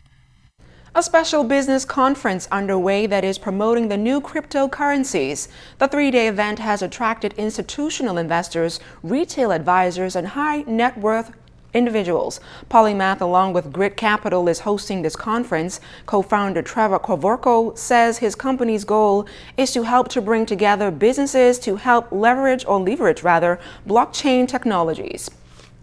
We think Bitcoin and blockchain and decentralized technology is the future.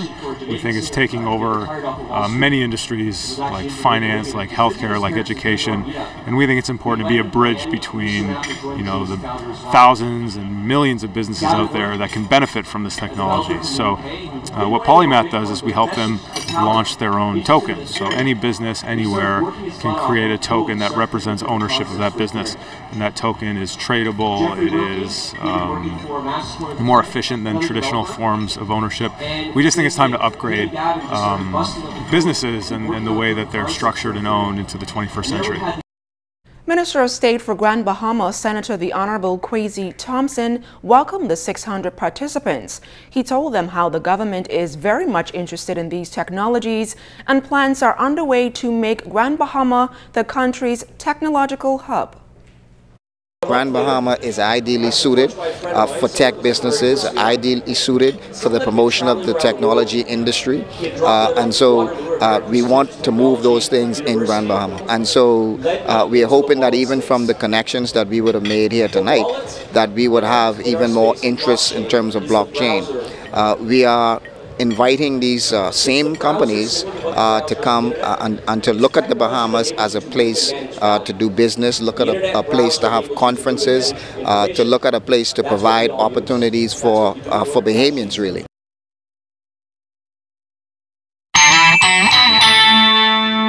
This portion of the news was brought to you by McDonald's.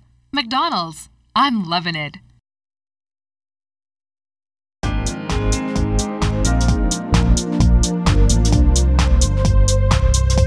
This is your Royal Fidelity Business News. I'm Jimenita Swain. Developers of One Cable Beach, the $70 million luxury condominium rising just west of Bahama, announced this week that the project is now complete. The first homeowners have moved in and both sales and rentals have, quote, exceeded expectations beyond our imagination, and, quote, that from Arista Development President Jason Kinsdale.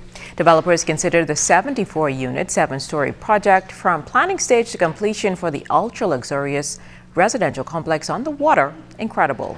In other business news, with ongoing infrastructural upgrades and investment, BTC is confident that 2018 will be one of new growth in its broadband and television offerings.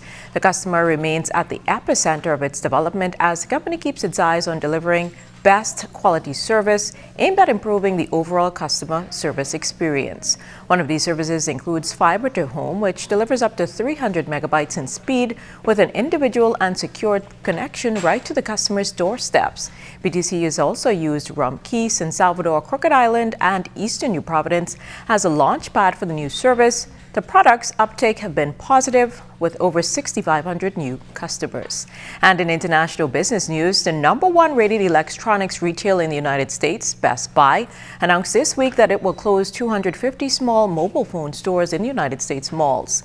This as it looks for ways to operate more profitably and turn around its business amid tense competition.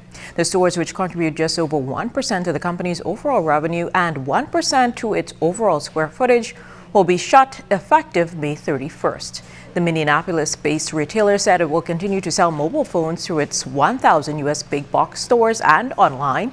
The decision does not impact the company's 52 mobile stores in Canada. Well, that was your Royal Fidelity Business News. I'm Jimenita Swain.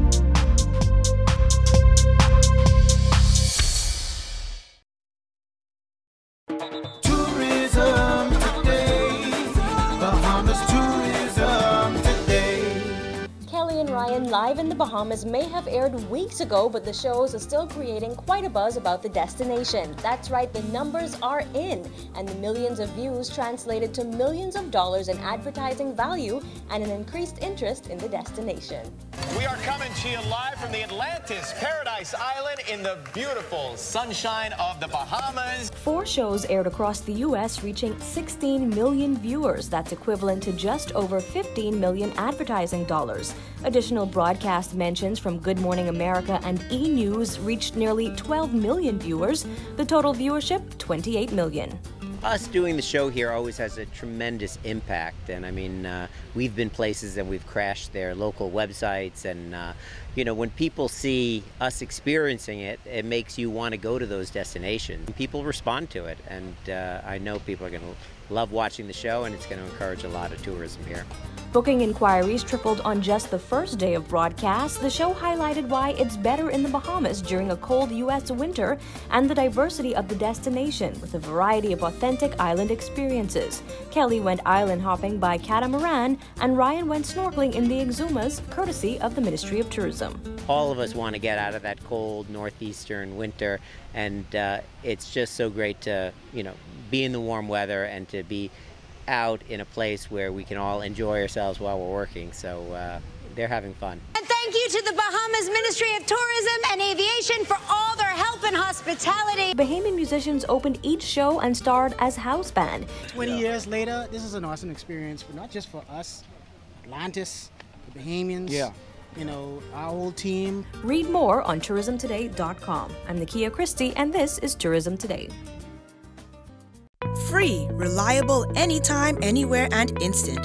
That's the benefits of using RBC's digital banking, ATM services, or mobile app. Pay bills, check account balances, transfer funds, and more.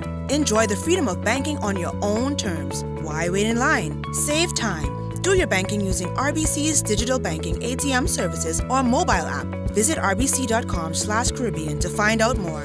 RBC Royal Bank. It's all about you.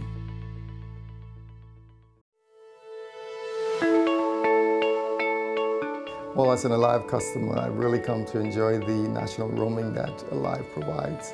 It makes sure that I'm in touch with the people I need to be in touch with at all times, almost no matter where I am in the Bahamas. Recently, while traveling on a youth trip, I had the opportunity to use my Alive phone. Service was great, impeccable. The place where I was at didn't have internet access, so I was able to use my Alive phone for that to make sure I stayed in touch with email. Even watching a movie on the phone. I also like that Alive has become such a great corporate citizen. After the hurricane, Alive was very generous with persons from the Southern Islands who were impacted. And at a time when it was really difficult for them, came through with phones for them that they can stay in touch with their loved ones. Phones that when they go back home, they can continue to be in touch with their loved ones because Alive has their islands covered.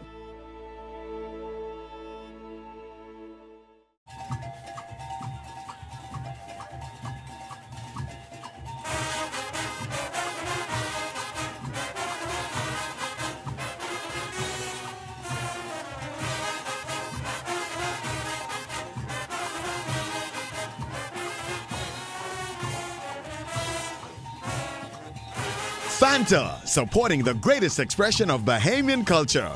More than one flavor, still one family. I worked hard to do well in high school. Now that I am graduating, What am I going to do next? what am I going to do this summer? I'm going to the University of the Bahamas Summer Bridging Program.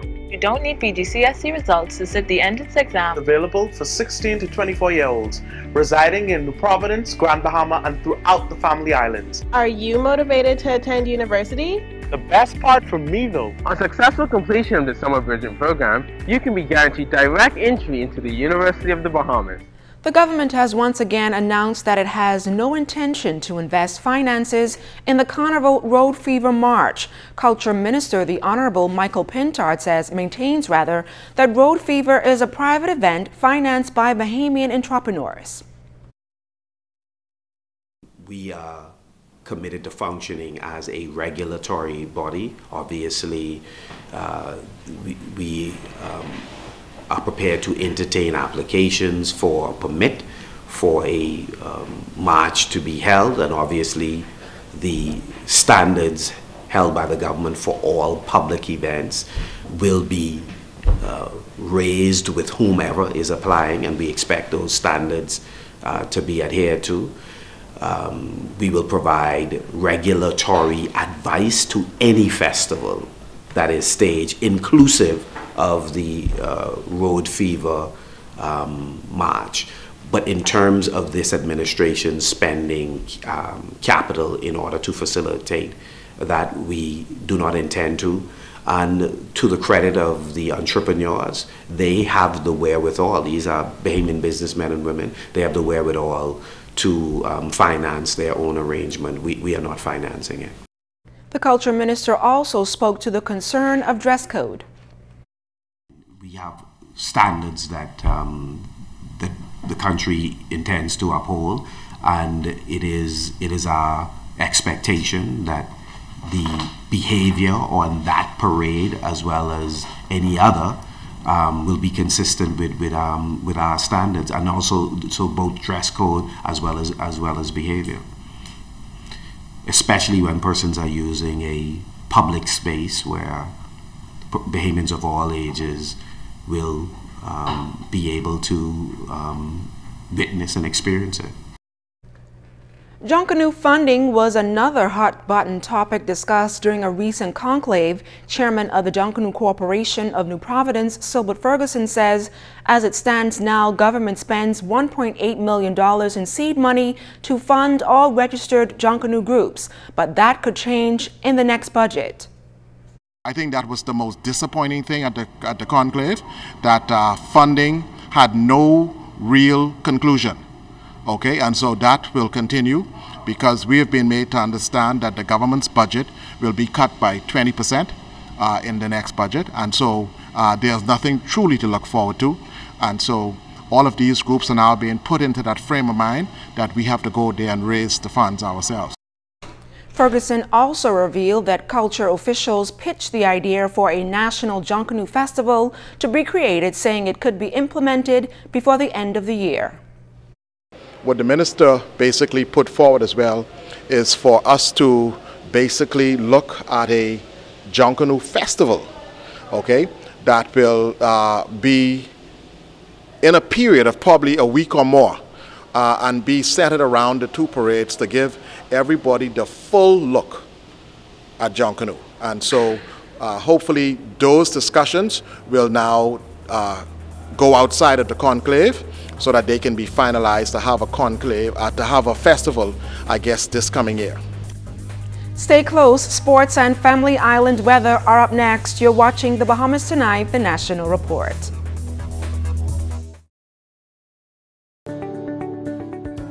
If you own a portfolio of securities within a brokerage account, like stocks, bonds, or mutual funds, you can access a hassle-free loan, known as a margin loan, based on the value of that portfolio. Your investment portfolio is essentially used as collateral for a cash loan. And the benefits are numerous. Simple and straightforward application, quick turnaround, a more competitive interest rate, no requirement for monthly payments. Contact us for more information on margin loans. No time for lunch? With a bottle of Ensure, you get 9 grams of protein, 26 vitamins and minerals, and the calcium that your body needs. For the hectic moments of your life, drink Ensure. With prices so good you can't take them lightly, feel free to shop at Super Value and Quality Supermarket both daily and nightly. First choice sugar 4-pound bag, $1.99. Panamie cooked shrimp 41.50 1-pound size, $8.99. Par Excellence Par Bar Rice 5-pound bag, $2.99. Vitamin Tonic case price $23.76. 12-ounce bottle 99 cents. Sweet strawberries 1 pound, 2 for $5. Carolina Pride hams 10-ounce size, $2.99. Every day is special at Super Value and Quality Supermarket.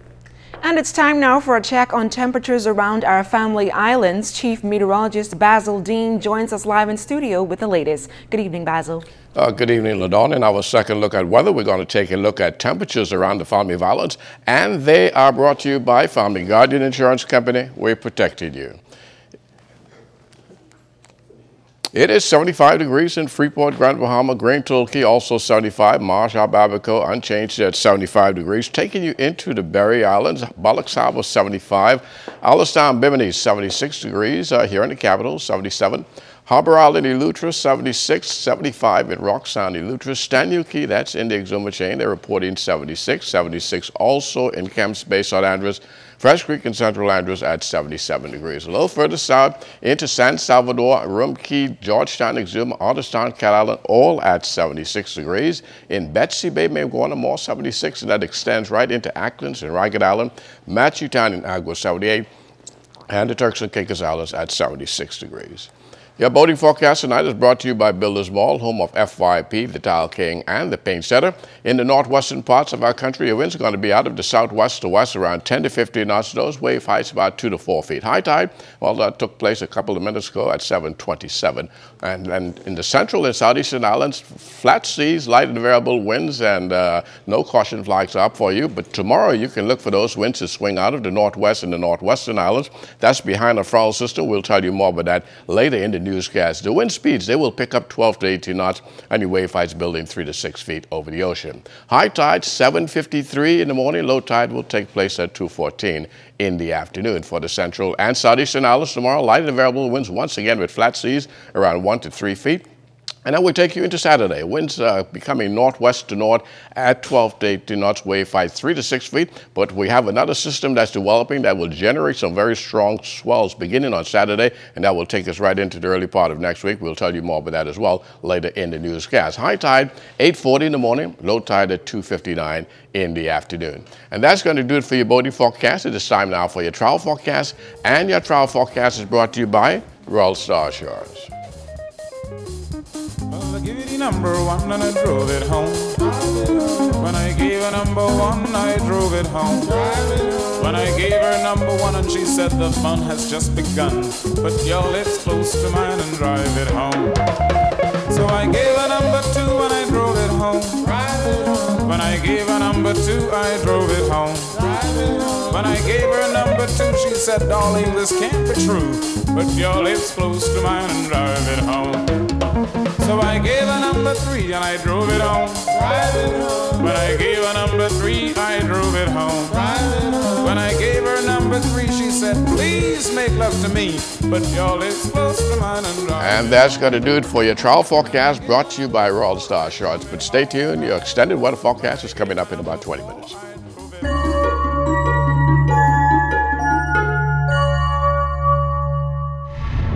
Welcome to Tips for Wellness. I'm Dr. Indira Grimes. Prostate cancer is one of the most common cancers that affect men. The prostate is a small walnut-shaped gland that produces the seminal fluid that nourishes and transports sperm. Prostate cancer it usually grows slowly and initially remains confined to the prostate gland where it may not cause serious harm. While some types of prostate cancer grow slowly and may need minimal to no treatment, other types are aggressive and can spread quickly. Prostate cancer may not cause signs or symptoms in its early stages.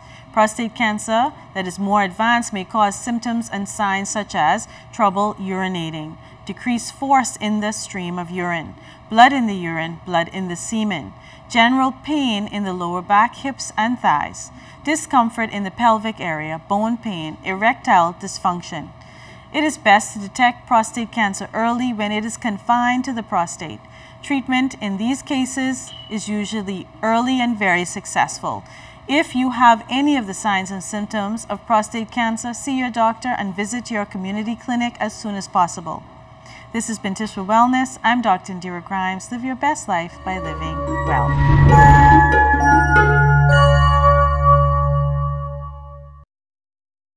Free, reliable, anytime, anywhere, and instant.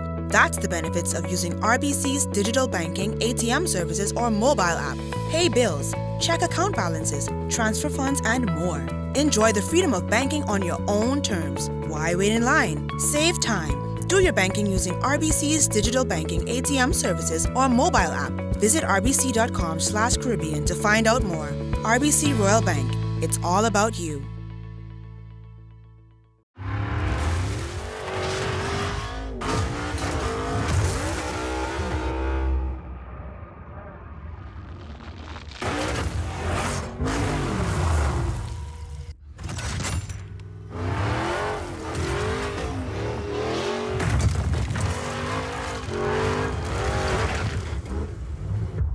Performance speaks for itself. Pennzoil Synthetics, made from natural gas. Make the switch. Move forward, Bahamas, and build high into the sky. Move upward and colorize those new walls. Move onward and build a garden to last a lifetime. Move together and settle into that new home. There's a lot of places you can do it for yourself, but there is one place to do it right. Builders Mall. We know exactly what motto you live by. And even the pros know building is just a part of what we do. So move forward, Bahamas. And remember, you can find it all at Builders Mall. We'll be with you through new beginnings and sunset endings. Through toil and many tears. Through the joys and many fears. For all of life's ever-changing moments, trust J.S. Johnson Insurance Agents and Brokers for all of your insurance needs. J.S. Johnson Insurance Agents and Brokers, giving you peace of mind. Introducing the Subway Simple 6 menu. 6 of our best 6-inch subs, now and made just for you meals for just $7.50 every day. Take your pick from our best subs, like the Italian BMT, tender turkey breast, sweet onion chicken teriyaki, and more. Pile them high with all of your favorite veggies, made just the way you say. With a 21-ounce drink and a bag of chips. The new Simple 6 menu is value made simple every day. Yeah, you so got it made. Subway, eat fresh. At Fourth Terrace Diagnostic Center, we provide imaging services to meet all your family's needs. Same goes for imaging at Grosvenor. We're the imaging experts. We never schedule multiple appointments, so you'll be in and out in no time. And if your initial screening reveals a concern, our radiology specialist can consult your doctor and conduct an alternative screening right then and there. Results are ready within 24 hours. Call 328-8157 to schedule an appointment at Fourth Terrace Diagnostic Center or Imaging at Grosvenor today. ZNS Total Sports is brought to you by Fourth Terrace Diagnostic Center.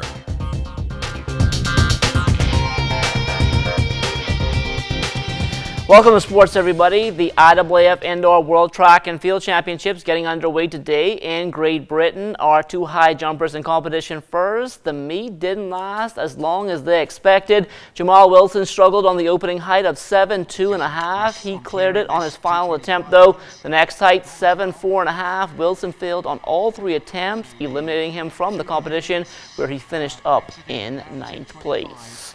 As for Donald Thomas, he cleared 7.2.5 on his first attempt, but 7.4.5, a little too much to ask on this day. He too failed on all 3 attempts at that height and bowed out of the competition, finishing up in a tie for 6th. The Government Secondary School Track and Field Championships continuing today at the Thomas A. Robinson National Stadium. Let's start with the junior schools. The AF Adderley Fighting Tigers, they held the lead after day 1, and unofficial scores have AF Adderley as your champion, dethroning the CH Reeves Raptors. I know the athletics works very hard, and I think once they gave us good in terms of giving us 100% in terms of effort, we know they would do well. We were neck and neck with them last year and came down to the last day, And when it came to relays, that we lost. We tried to get them to buy, every man buying into winning their event or placing in the event. We actually did well across the board with field events. This time we actually got a lot of support from the 7th graders, and it's paying dividends. On to the senior schools now. The CV Bethel Stingrays have a lot of support, and they'll need it as they try to dethrone the C.R. Walker Knights. We usually get off to a slow start. Hopefully we will come through in the last set of events. But the kids are performing well. One or two disappointments, but all in all, I like that they're doing their best in whatever they do. I try to tell the kids that you're not only representing yourself, you're representing the whole school, right? And with our principal, she backs us 100%. So we try to make her feel proud knowing that she sent a team out, and we come at least in the top 2.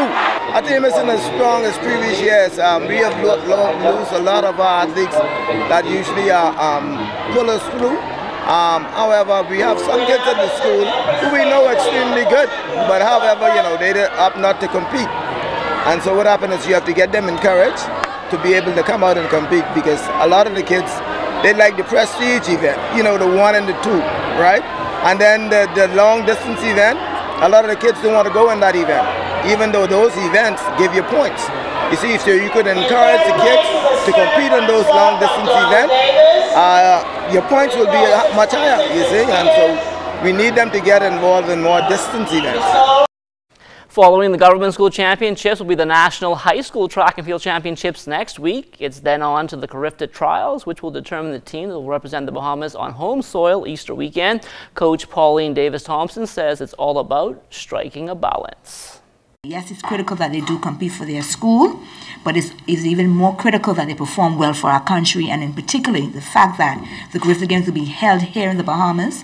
The Bahamas government has spent a lot of money to have this event here, and we need to make sure that the government feel that they have gotten their full money worth with our athletes performing and winning medals for our country. And so that's the type of stuff you have to kind of have a discussion with the other coaches from the high schools. From the college hardwood last night, the 7th-ranked Robert Morris, they came from behind 10 points at the half to upset second-seeded Mount St. Mary's 60-56 in the quarterfinals of the Northeast Conference Tournament. Charles Bain in the starting lineup. He finished up 1 for 5 from the field, 0 of 2 from behind the three-point arc. He had 2 points, 8 rebounds, and 2 steals in 26 minutes.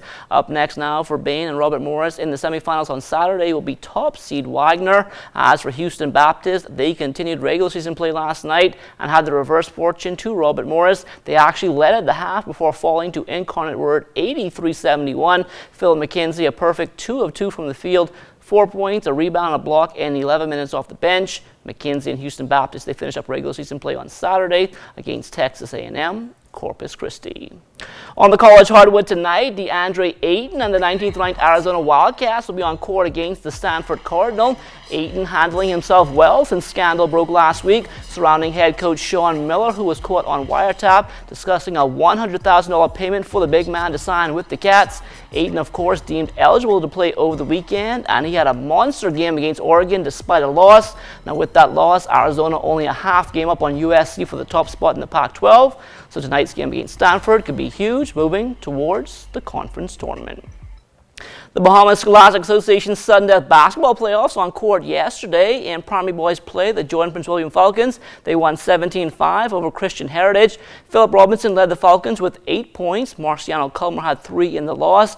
Telios also a winner, 28-9 over Queens College. Martino Butler had 6 points in the win. Kareem McSweeney finished with 3 for the Comets. Just one game in the junior boys division. Christian Heritage took care of Genesis 47-30. Jerio Saunders had a game-high 25 points to pace the victors. In senior girls play, Mount Carmel big over Capron 31-6 behind Alkia Rules 24 points.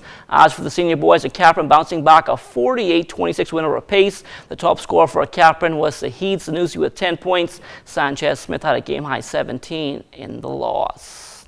The New Providence Basketball Association was on court last night in the Division II opener. The Breezes High Flyers, they took care of the Rockets 90-78. As for the Division I feature, the University of the Bahamas Mingos, they took down the JD Seafood Shockers 66-59. Justin Smith leading 4 Mingos in double figures with 17 points. Kamsi Silvestri added 13. Justin Monroe and Ramon Dames had 10 apiece. For the Shockers, Shaquan Lewis, a game-high 18 points. Floyd and Bristol followed with 11. Action picks back up again tomorrow night with a Division I doubleheader at the AF Adderley Gym.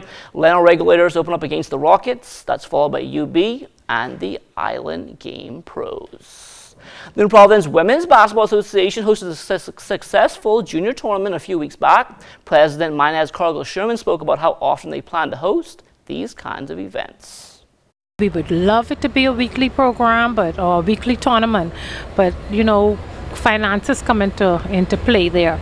I'm happy to say that we have had a few sponsors that have come on board. Water and Sewage, Consolidated, Commonwealth Bank, they're usually one of our financiers as well.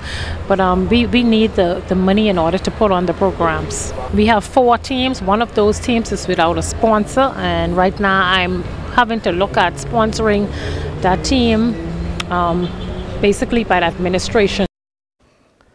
The Financial Bowling League with action last night at Mario's. The Strike Force taking all 3 games from Best Deal Kirky Bar. For the Strike Force, Greg Taylor, a 213 game and a 585 set. Monique Miller also, she assisted with a 182 game. The BTC Nighthawks, they won 2-1 over the Rubis Oil Stars. Joy Lockhart, a 492 set for BTC. And the loss for Rubis, Soneth Lockhart, a 220 game and a 617 set. Our very own ZNS Hill Thrillers also in the win column, 2-1 over the Moonlight Strikers.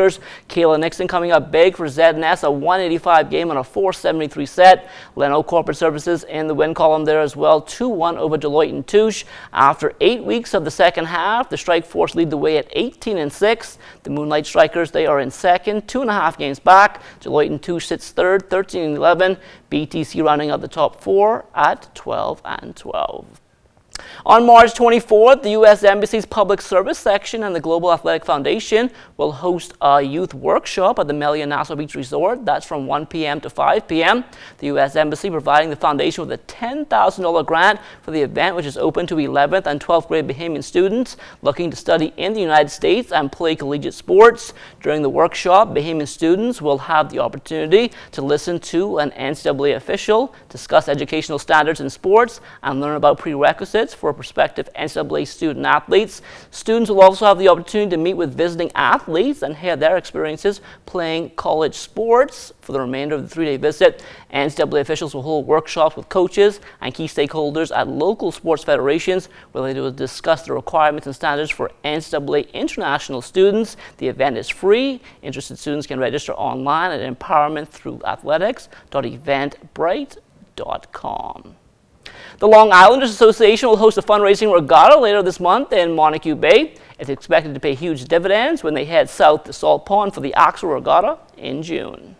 It is probably our biggest fundraiser right now, and last year it did good, and we're hoping to do even better because we are trying our best to take our regatta to the next level. And as everybody knows, these regattas cost a lot of money because when you're thinking the more boats you have come to your regatta, the more money you need to find for finish money, food money, transportation to get the boats to your island and all that. So it is really important that everybody go out and support this event. Last night we told you that officers of the Royal Bahamas Police Force will be trading in their uniforms for a little bit of fun as they observe Police Month. Now those officers will be participating in a number of activities and the trash talking has already begun. Joining us live to talk about the activities, Inspector Valentino Gay, Inspector Tarico Sweeting, and Corporal Jakira Sands. And thank you all for joining us tonight. And I just want to ask you first of all, what all can we expect? You can expect a wonderful, wonderful time. As you would have stated, the Royal Bahamas Police Force, we're celebrating 178 years under the theme, celebrating our past and protecting our future. We have a number of events slated for the month of March. Our first event, this coming Saturday, is our fun run walk and mini health fair.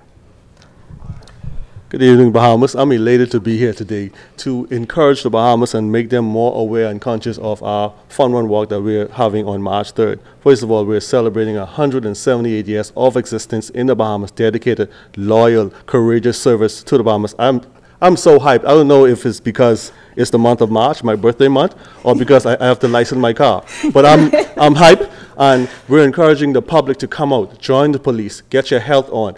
We're encouraging health. We're encouraging the Bahamas to come out and be more mindful of the police, be more helpful with the police, and we just want everyone to come out and join us. And to date, we have already registered hundreds of persons, up to 700 persons, and we're still registering. Tomorrow, please come out, join us, participate with us. Okay, and we understand and we know that a lot of persons on Saturday mornings, you like to go out to R.M. Bailey Park, Goodman's Bay to get your morning workout. That's not the place this Saturday. This Saturday, the place is police headquarters at 6 a.m. Bring the kids, bring everybody that you can find. 6 a.m., the police headquarters, fun, run, and walk. Do you guys have different divisions, different prizes, and all that kind of stuff? Well, on completion of the fun run walk, when you return to police headquarters, you will be presented with a slate of events. We'll have a karate expo. We'll have persons teaching you how to make healthy tea.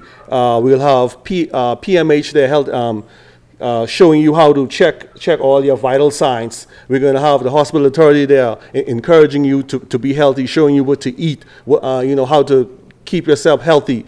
We're going to have all sorts of things there. We definitely want the kids to come out because we want to start from young. Right. We want to start from young, and from young straight up, because as you get older, it's even harder. But it's going to be exciting. It's going to be epic. I've participated in many fun run walks, and I've never been so excited about this one. One more question before we go. What other sporting events are going to be on the schedule before this all wraps up? Well, the month of March is we have a slate of events. We have a basketball jamboree. We're having a softball jamboree. We're also having a speech competition that's ongoing that's going to be completed with Grand Bahama against Nassau, and that's really exciting. What else are we having? In addition to that, we're also having a variety show, and that is slated to be a spectacular event, variety show. And of course, the month of March is going to culminate on April 7th, when we are going to have our closing out event, which is going to be our police ball. We've already, we're excited. Members of the public have already shown considerate support for this event, and so we just can't wait for the 7th for us to don in our mess scale, look all pretty and handsome, and we invite everybody to just come out and enjoy this spectacular occasion. Well, I want to wish you all the best and all the events you have coming up this month, and good luck to all, right? It's our pleasure. Thank you. Well, that is going to do it for sports. Stay tuned. The Bahamas Tonight comes back after the break. ZNS Total Sports is brought to you by 4th Terrace Diagnostic Center.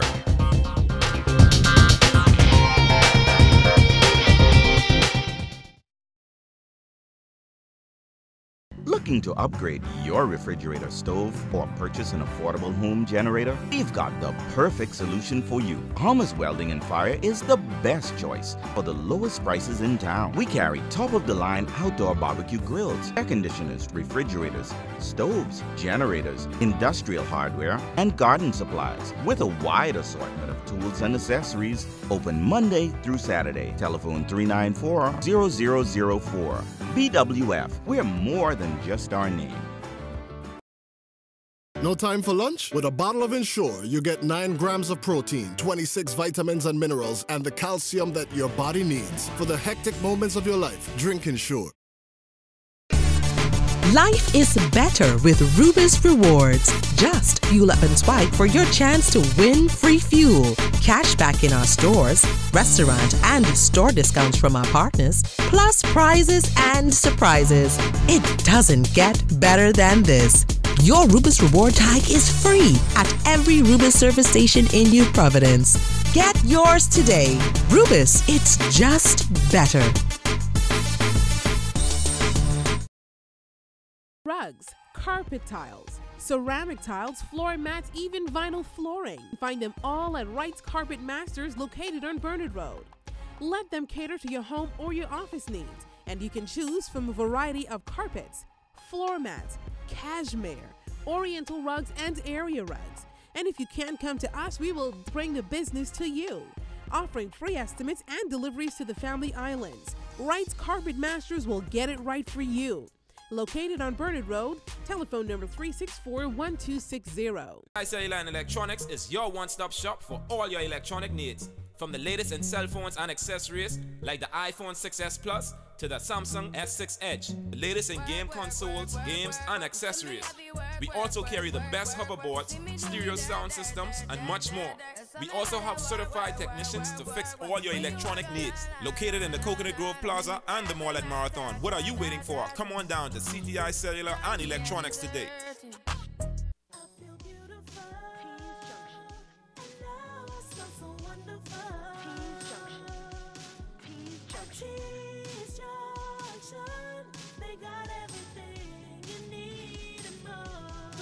One-stop gift shop downtown in the Commonwealth Plaza. Handbags, accessories, and fragrances for men, women, and kids. Open Monday to Saturday, 10 a.m. to 6 p.m. Special orders and layaway available. Call 352-9554 for more info. They got everything you need and more. Life happens, and when it does, FG Insurance Agents and Brokers is here.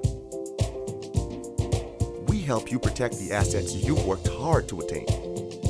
We offer home, auto, marine, commercial, and liability insurance. Don't hesitate to protect what matters with FG Insurance Agents and Brokers.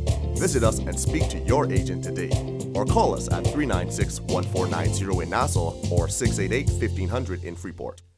No time for lunch? With a bottle of Ensure, you get 9 grams of protein, 26 vitamins and minerals, and the calcium that your body needs. For the hectic moments of your life, drink Ensure.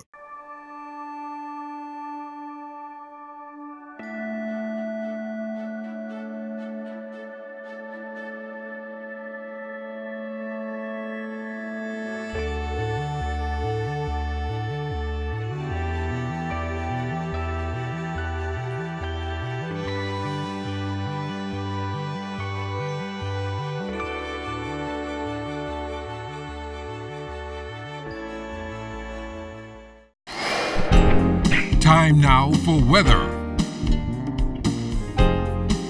In our final look at weather, we expect this very relatively dry front system across the southern United States to move into the northwest Bahamas tomorrow morning around mid-morning, and by early afternoon should pass through the capital practically unnoticed. Not much weather, as we said, associated with that system, but most significantly, we expect a low attached to that near the east coast of the United States on Friday will begin to deepen very rapidly, and that will generate some very dangerous swells over the weekend, some of which will propagate towards the south and could impact the north and east coast of our islands, particularly the more easterly islands of the Bahamas on Saturday, Monday, and Saturday, Sunday, and Monday of next week. So we're asking mariners over the weekend to exercise extreme caution as a result of those swells emanating from that deep low near the east coast of the United States. Tonight, though, we're going in for a few clouds. Temperatures remaining mild, around 71 degrees for your low. Tomorrow, it's going to be partly sunny and warm, despite the fact that that front is moving through. Might get one or two brief sprinkle in the late afternoon hours as that front makes its way towards the south and east. High temperature, 85 degrees ahead of the front. Things will start cooling down, as you will see when we go to our 7-day forecast, getting into the 70s on Sunday and Monday. Nighttime temperatures are in the low 60s for us here in the capital, but around Grand Bahama, we promise to see some 50s around Grand Bahama, some mid-50s. So some chilly weather in the north, and here in the capital, things will be simply nice with those low 60s, which only constitute perhaps a warm sweater or two. Thank you so much, Basil. And with that, we end the Bahamas Tonight, the national report. For all of us here at ZNS, I'm LaDawn Davis. Make it a great evening, everyone.